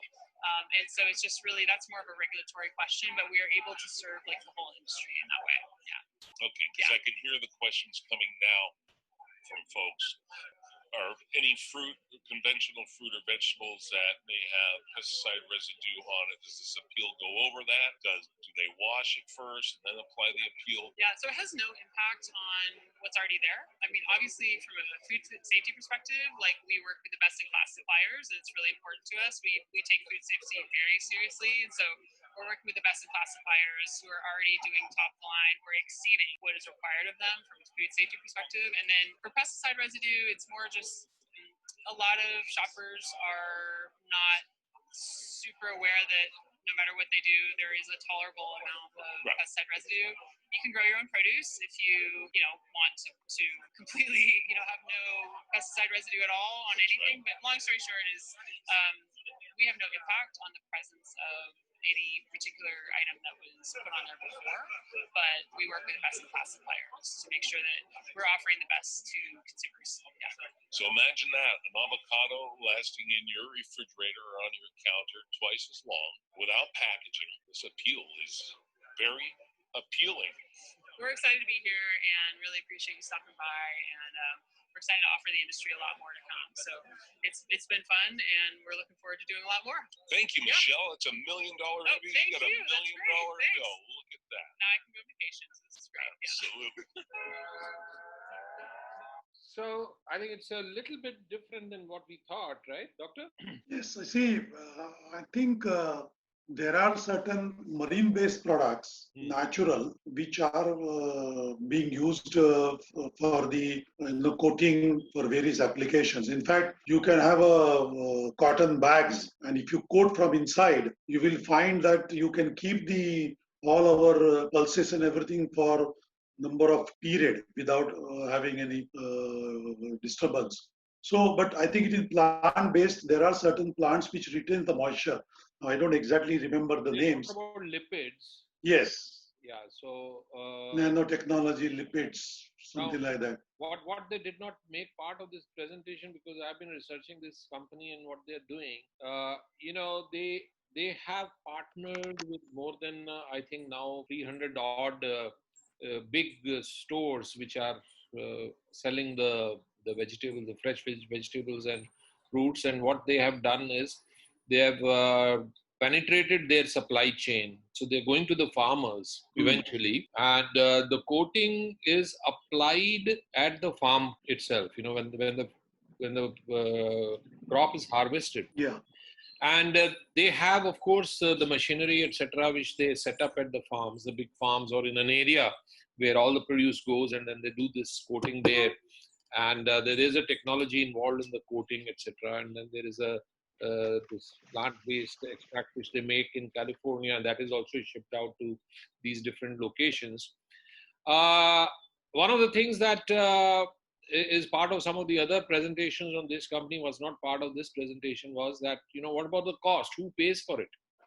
Right? Correct. In this case, actually, the technology pays for itself, because there was so much of product which was getting wasted, which was getting thrown, and that was causing the loss. Now that has gotten eliminated. So farmers are happy, the retail stores are happy, because that loss which was getting written off in the balance sheet, that has stopped happening. So they don't mind spending. The figures, I could not find how much, but they said that it more than paid for itself, which means the saving of this technology is more than the loss that was getting created in the supply chain. Now look at the beauty of that. Now that is one feature of the innovation, right? So I was just saying that let's keep listing down which innovations succeed. And there are a lot of innovations that have failed. In fact, one innovation that has failed is this one, iPhone X, iPhone 10. I am holding it. I was very excited when this feature of recognition came up. But I tell you, I've been so disappointed with iPhone 10, and this is as recent a failure as this. And company has also accepted, and it's all over the Google this thing that you find how iPhone 10 has failed. iPhone 4 failed, because of the network issues. And Galaxy Note recently, So there are innovations that have failed. Which are those innovations? What has gone wrong with those innovations? And I want you to think as an entrepreneur, take this homework, because once we understand which is a good innovation that will help us scale up and sustain the business, and which is an innovation which is lacking in one of the features, which has therefore created an ability to fail, then we become a successful entrepreneur. Because then before we invest in a technology, before we select a technology to innovate, and before we decide to become a disruptor with that technology, we have ensured that there are greater chances of us succeeding, right? So we have about, I think, 7 minutes. 7 minutes. Yeah, so I will really encourage you now to think about how you can, what kind of innovations you can do in your existing businesses, new businesses. Let's discuss right now. Let's see if I have questions. Put them on the chat box, or feel free to talk. There's no problem. Whoever wants to talk, please turn on your video, come up. Let's talk about the idea. Keshav sir? We have set up around nearly 100 farmhouses, farmers or producers company. We have set up the pack houses. What you are talking? Complete cold chain systems we have developed, sir, for the fishery, for the dairy, for the vegetables, for the fruits. Right from this harvesting to the grading, packaging, and in the cut vegetables are there only. Then we also with the fruits also. What are talking about packaging, eradication process, and all these things. Vaccine. This is food grade vaccine for export purposes. So this is already Government of India is giving a lot of fund for that, sir, under the Ministry of Food Processing Industries. So I am the mentor. I am basically food technologist and a mentor to the farmer producers company. Around 500 companies. I am also advisor to the All India Farmer Producers Companies. This Guru Association. Okay. Yeah.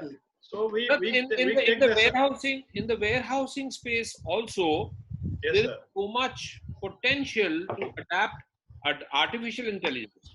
Exactly, sir. To save energy. If we are talking about let's say air-conditioned warehousing spaces, then every produce requires a certain range of let's say 15 to 25 degrees temperature. Correct. Yes, right? Sir, yes.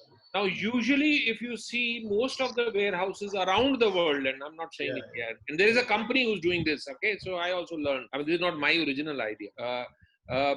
There's a company that is doing it, which is they have installed sensors in different parts of the warehouses, and it is therefore these sensors are used to shut off the compressors, and the amount of energy saved is tremendous. I think I'll bring a case study also to next tomorrow's session, and that is again an integration of artificial intelligence, Internet of Things, and this company is having, I think, now around 300 warehouses around the US.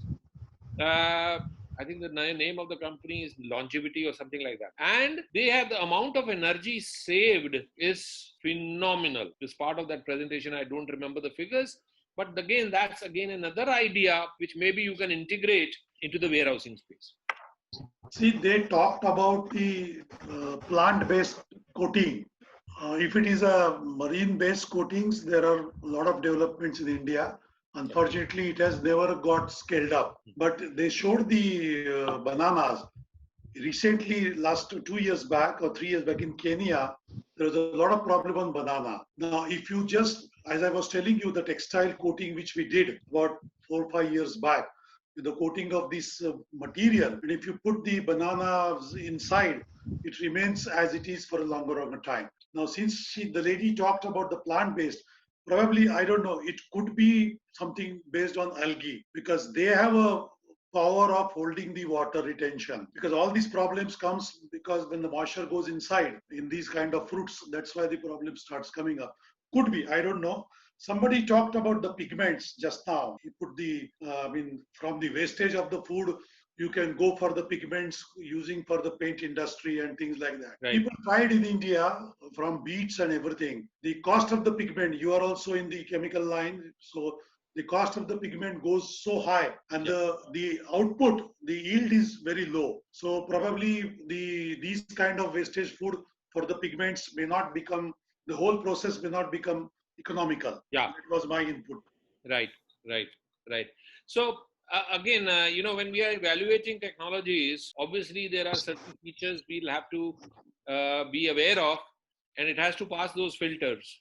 Now, as I keep repeating, and I'll keep repeating till we come up, and I would like to get some ideas from you. What are those features of a technology? What a technology should be, must have features for it to succeed. Can we have a small brainstorming on the ideas on this? That okay, like let's take example of pagers. Pagers came up and then they did not last very long, right? There was another technology that came and disrupted. Obviously, it did not, before it could get scaled up, it did not sustain, right? So, therefore, there must be some features. So, what are those features? And what are these successful companies doing are enabling them to scale up and sustain? I'm sure if we approached Appeal Sciences to come to India as a collaborator with us. Yeah, there are people there. In fact, as Mr. Keshav said, that he's from the industry. Yeah. There are certain technologies, there are certain raw materials available in India. Unfortunately, technologies are there. Unfortunately, what has happened is that people are not going ahead with that. Could be so many reasons, because startup, you need a lot of raw material storage, a lot of funds. Probably that could be the reason. If we can get in touch with people like Keshav or things like that, we can have some brainstorming sessions on this. Now, again, I said team building. It's the people. Yeah, absolutely. So if Mr. Keshav, yourself, maybe myself, and maybe a couple of youngsters, No, Eric mentioned about the biodegradable product for tableware. I have a big project on biodegradable for different application. Right. And I have done a lot of survey. In Right. fact, because of the COVID, my whole R&D has got stuck up. Right. Otherwise, the R&D machinery is also there with me. Yeah. So anyway, we can have a teamwork. We need to, I think, meet often and or at least have Zoom calls often till the COVID is there. WTC Entrepreneurs Private Limited, something like that. we can sit after the program sometimes. And Dr. Kurivilla can be executive director. Absolutely. We're making the CEO because and Doris will be our the head for chief coordinator. Coordinator. So anyway, any questions anyone Chief have? Analytical. Any questions, because we are almost 7:30. I have one point. Sorry, I have one point, sir, to make. Do we have any case study of an Indian company? I have. Because the environment, what you're in those countries and here, there are a lot of Bajaj ideas. Auto, sir. Bajaj Auto. Yeah, of course. It's a very big case study. Something in the startup. I thought, I'm not talking about India because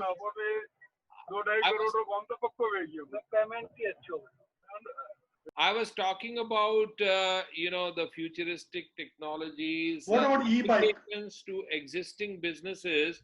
But, since you mentioned this question, if you see how Chinese motorcycles try to enter India at very cheap prices. E-bike. And in Africa, how Bajaj Auto has given a run for the money to these Chinese disruptors, which are based on pricing. I think it's a wonderful case study. And if you want to have a case study, which is an Indian case study, which is of, let's say, triple P bottom line concept that we are talking about, that is, people, planet, and profit, then ITC is one great example of how they are creating this world a better place, direct from farmers to, let's say, increasing the profitability for the farmers, etc.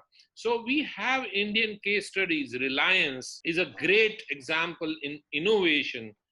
their future business model where they are going to be integrating the brick and mortar stores with the new app that they are coming up with, the Reliance Retail. That is a great innovation. Because Amazons and the big, let's say, aggregators, they were creating disruption for these small brick and mortar stores. So for every area, they are going to create an e-commerce platform for these, and then they are going to integrate. So how they have gotten into 4G technology and their own networks, and now integrating their own company services into retail, and then leveraging from one strength to another. So e-bike, for example, these three companies come to my mind immediately when we're talking about innovations. No, coming about the new project, like for example, Amritsar, Ahmednagar, Baramati, there are now manufacturing of e-bike. Yeah. In Bangalore, people have already started going on e-bikes. Right. Now, this kind of case study. I mean, because this is e-bike valuations are going up. Right. On one hand, if you talk about today's in COVID period, Swiggy's and all these people are afraid to whether we should call them in the house with the food and things like that. So I don't know how e-bike valuations are going up. See again, I mean, this is just a topic, not now necessarily. Maybe we can have this later on. This case study. E-bike again is a global. If you see the acceptance of e-bike in the other countries, if you go to Europe, or you saw in the presentation that I made today of China, the Michuang, the Dianping, where they show the bike, and there are bikes at every place. But you see, that requires a country infrastructure also. How many cities in India have a infrastructure which is bike friendly, right? They have a separate footpaths in those. Yeah, they have a bicycle lane. Road to No, but in India also now they are developing a lot of spaces. The corridor which is getting developed, that Nagpur corridor, they are now putting the charging stations. So it's a futuristic thing in India, but you see but again. Somehow surprising, the valuation is going up, sir. I don't know. No, valuations will go up because see the energy and green energy and all of that, the environment awareness. But the fact is, there is certain aspect of innovation that we are already talking about, okay, which we need to have. When we are talking about an innovation now, the scalability of this in India vis-a-vis, let's say, another country like China, or let's say in Europe, the scalability factors are different. In India, it will take time. It will become scalable, okay? But actually, just to add on the e-bikes, don't mind, this is Sharma here. Companies like Ola, Uber are coming out with e-bikes, e-taxis rather, e-bike Ola taxis. EV is a startup. Startup. Yeah. They have also purchased a European company recently, e-bike company. And they're coming in large way. By next year, we'll see many cities flooded with some of these e-bikes. Correct. I have separate presentations on the Indian case studies. Unfortunately, there are only 3 days. No, as you said, let us start free, so we can have on Sunday free, no problem. No, I'm talking about Absolutely, I am okay with that. Tell me. In fact, these kind of ideas, I am going to actually promote that, we create our own, let's say, innovators club, and we discuss and on Zoom. Out of box thinking. Yeah, and I can give you at least, there are 50 startups I have presentations on. Ankush, what you're saying, Sir, regarding the valuation thing, what you're saying is this e-bike thing is also a sentiment driven kind of because now see, I was an owner of a restaurant, so it was a franchisee model. So when I used to talk to other franchisees, the main problem was, the rider is taking us for a ride because he's asking for a lot of petrol and this and that. So what to do? So the sentiment was switch to e-bike. You know how much it will run on one charging, and so you will save the money. So this is all the sentiment driven thing is raising the valuations of this new concepts. Yes. So, yes, I agree. So but one thing I want to tell you, because we are all investors also, okay? These valuations, I'm not a great believer in, right? Ankush, you have seen valuations Yes, of so many, Zomatos and all that, yes. going through the roof and suddenly falling. So Goes up. there is a lot of hype about these valuations. In fact, one of Correct. my advices to startups is that you don't look at valuations, and if you be committed to the business, if you are in to make the business and then sell it, I'm really not in for any investment. So even your idea of that sweet green was really, I mean, it is very appealing. But there was a contradiction going on in my mind because India is not a You have to does not have Indianize it. it's not a cold palate, cold eating palate. Absolutely. The Indians want hot food, so that is a little bit of contradiction. Absolutely. Ankush, You have to Indianize. You You have to Indianize this concept. No, right? Ankush, you have See, this concept in globalization, I call glocalization. In fact, Pallavi has been part of my classes where Yes, we have studied this in great details. The concept of glocalization, and what is that concept? There is a glocalization matrix. What it talks about, Pallavi, if you remember, pestle and different type of and columns all and the P's of marketing on the marketing. y-axis. So when you have a matrix, Marketing mix. when you are talking about India pestle, so what is the Indian consumer socio-cultural behaviors, Indian economic purchasing power, etc., the environmental issues that we face in India. When we put any, let's say, product idea, then you will get ideas to Indianize it. Now, I'm telling you this idea that at the farm level itself, if we, let's say, today we have working couples, big cities, we already talked about urbanization. We're talking about India's maybe 50% of the people living in big cities, husband, wife working. If direct from farm, you could cook food at the farm and package it, seal pack it, okay, and deliver it to the houses through e-commerce platform, and you had the entire 1 month's, let's say, menu planned out, and every time, now you're seeing artificial intelligence coming in, right? You are seeing that all these cold chain warehouses coming in, so you can deliver from farm to Mumbai to, let's say, 1 million households freshly meals direct from the farm. And you already know what Pallavi is going to eat on a Monday, Tuesday, Wednesday, Thursday, Friday. That's Right. the analytics. That There is a anyway, new startup, Eric sir, that anyway the Google knows because Pallavi is already ordering. I think Rajesh is saying that we should have a brainstorming on Sunday. Rajesh is saying that. Sure. I just wanted to make a suggestion, sir. Yeah. The salad, the sweet green could be married into our chaat industry. Yes. Sir, exactly. I wanted to say this. That was If we can that's the tell thing. that we want this kind of chart or this kind of mix. Because the chart is just like the salad abroad. Yeah. How many startups by night going to be starting? I don't know. By tonight, there are going to be a lot of startups. Arun sir, That's a wonderful idea. there was this new startup, if you know, Food Darzi. It's in the healthy food segment, keto diet. So they give you a full menu. They plan out your meals. It's all keto diet, and it's just gone from nowhere to they've grown in leaps and bounds. So that is a it's an Indian startup. My daughter has written well. a book on keto diet. I'll put it on the group tomorrow. Wonderful, You can sir. all try it. Sure, sir. Yes. Positive things or what are the things? No, the keto diet now is the in thing now. She has written a book on that. Okay. Yeah.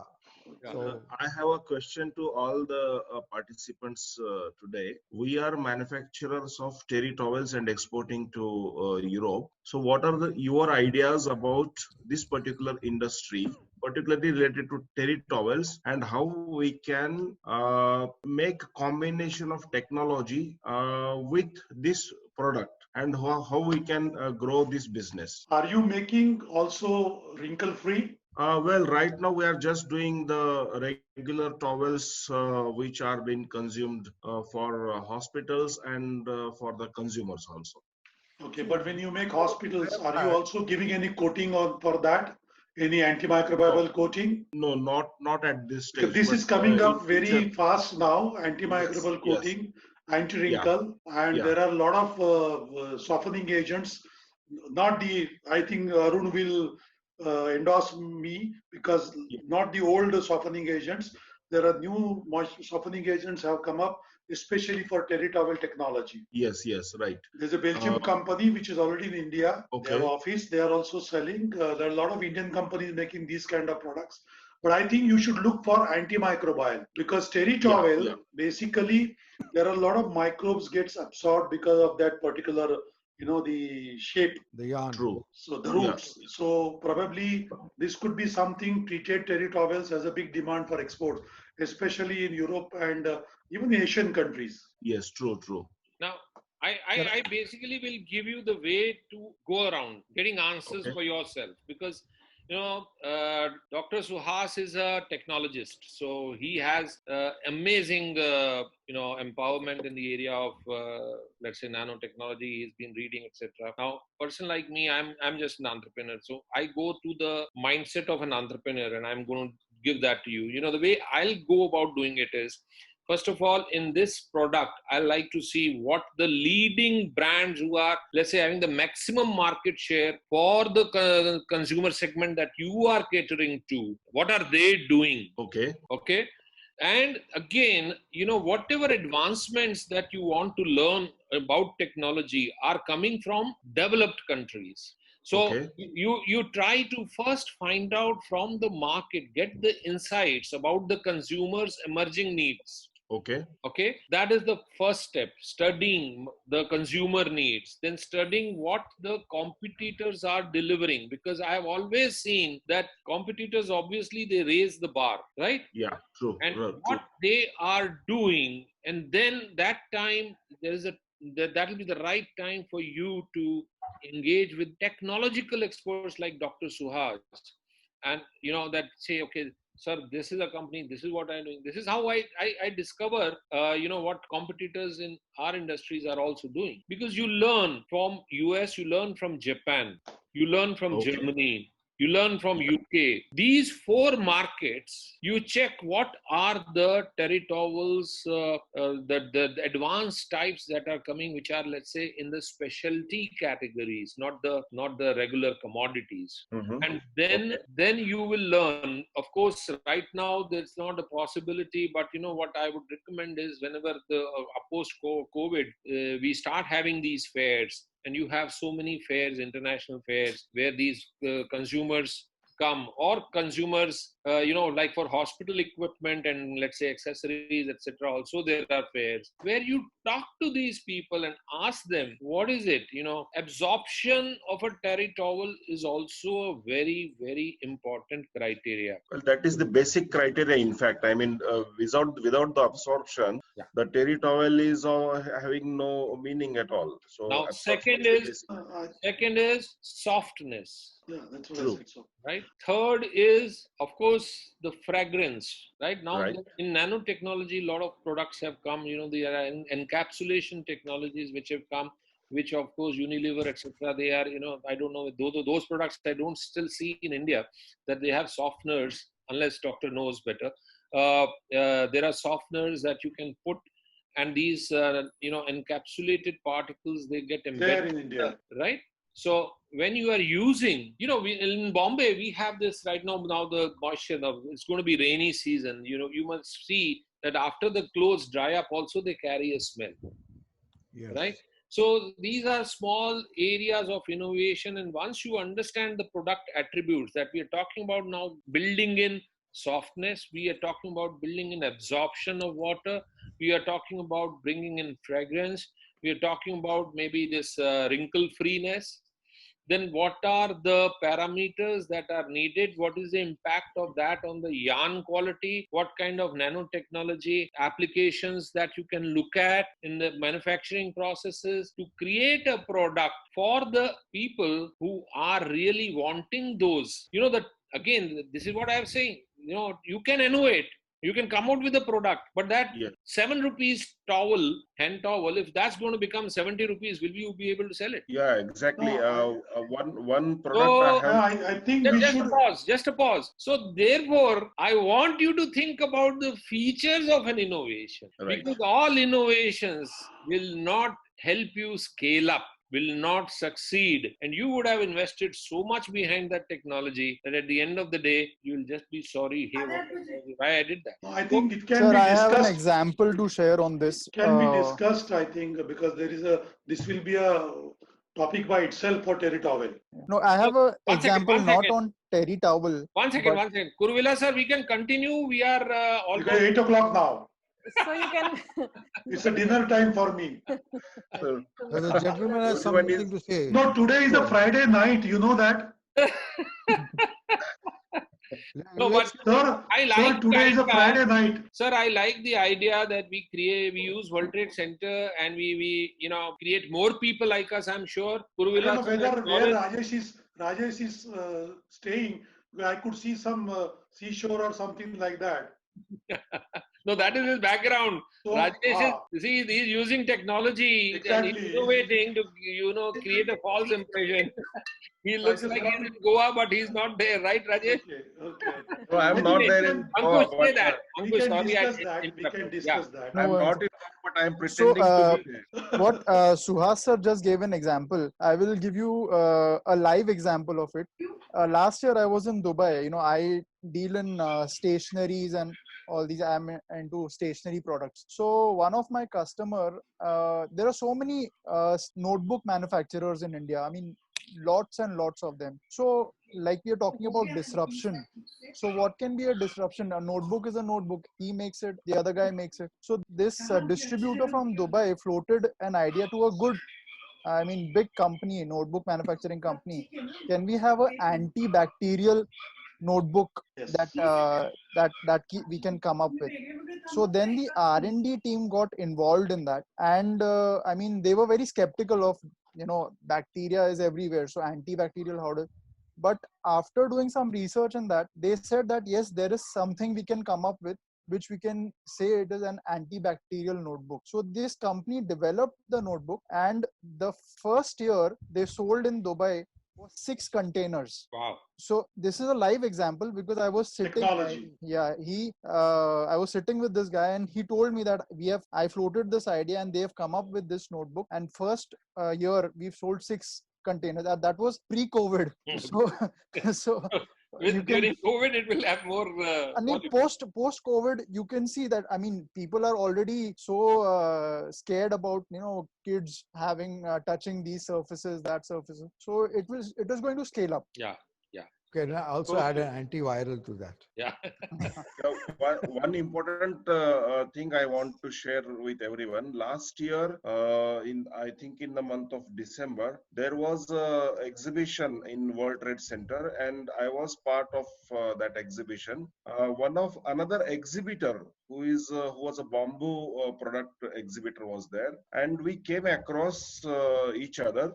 He was looking for a territorial manufacturer for bamboo towels, and he was asking some questions to me. And now we are working together on how to develop a bamboo towel. And another product we came across, that is a charcoal finished towel. And I think that is going to be another thing. The topic which we were discussing of microbial or antibacterial. So bamboo has got a very good these properties of antibacterial, and I think that is going to be, if we add some percentage of bamboo fiber into our existing yarn, then it can be a very good product. So we are actually working on that, and WTC has opened up this door for me actually. I think we can definitely have some brainstorming session, maybe among each others, maybe on Sunday or something. Yeah. Because there are so many things. You take the lead. We need more participants like you. We can discuss on this, Rajesh, because there are a lot of products India is making. Ankush, I see so many, and anybody, please come in. Let's create a group together.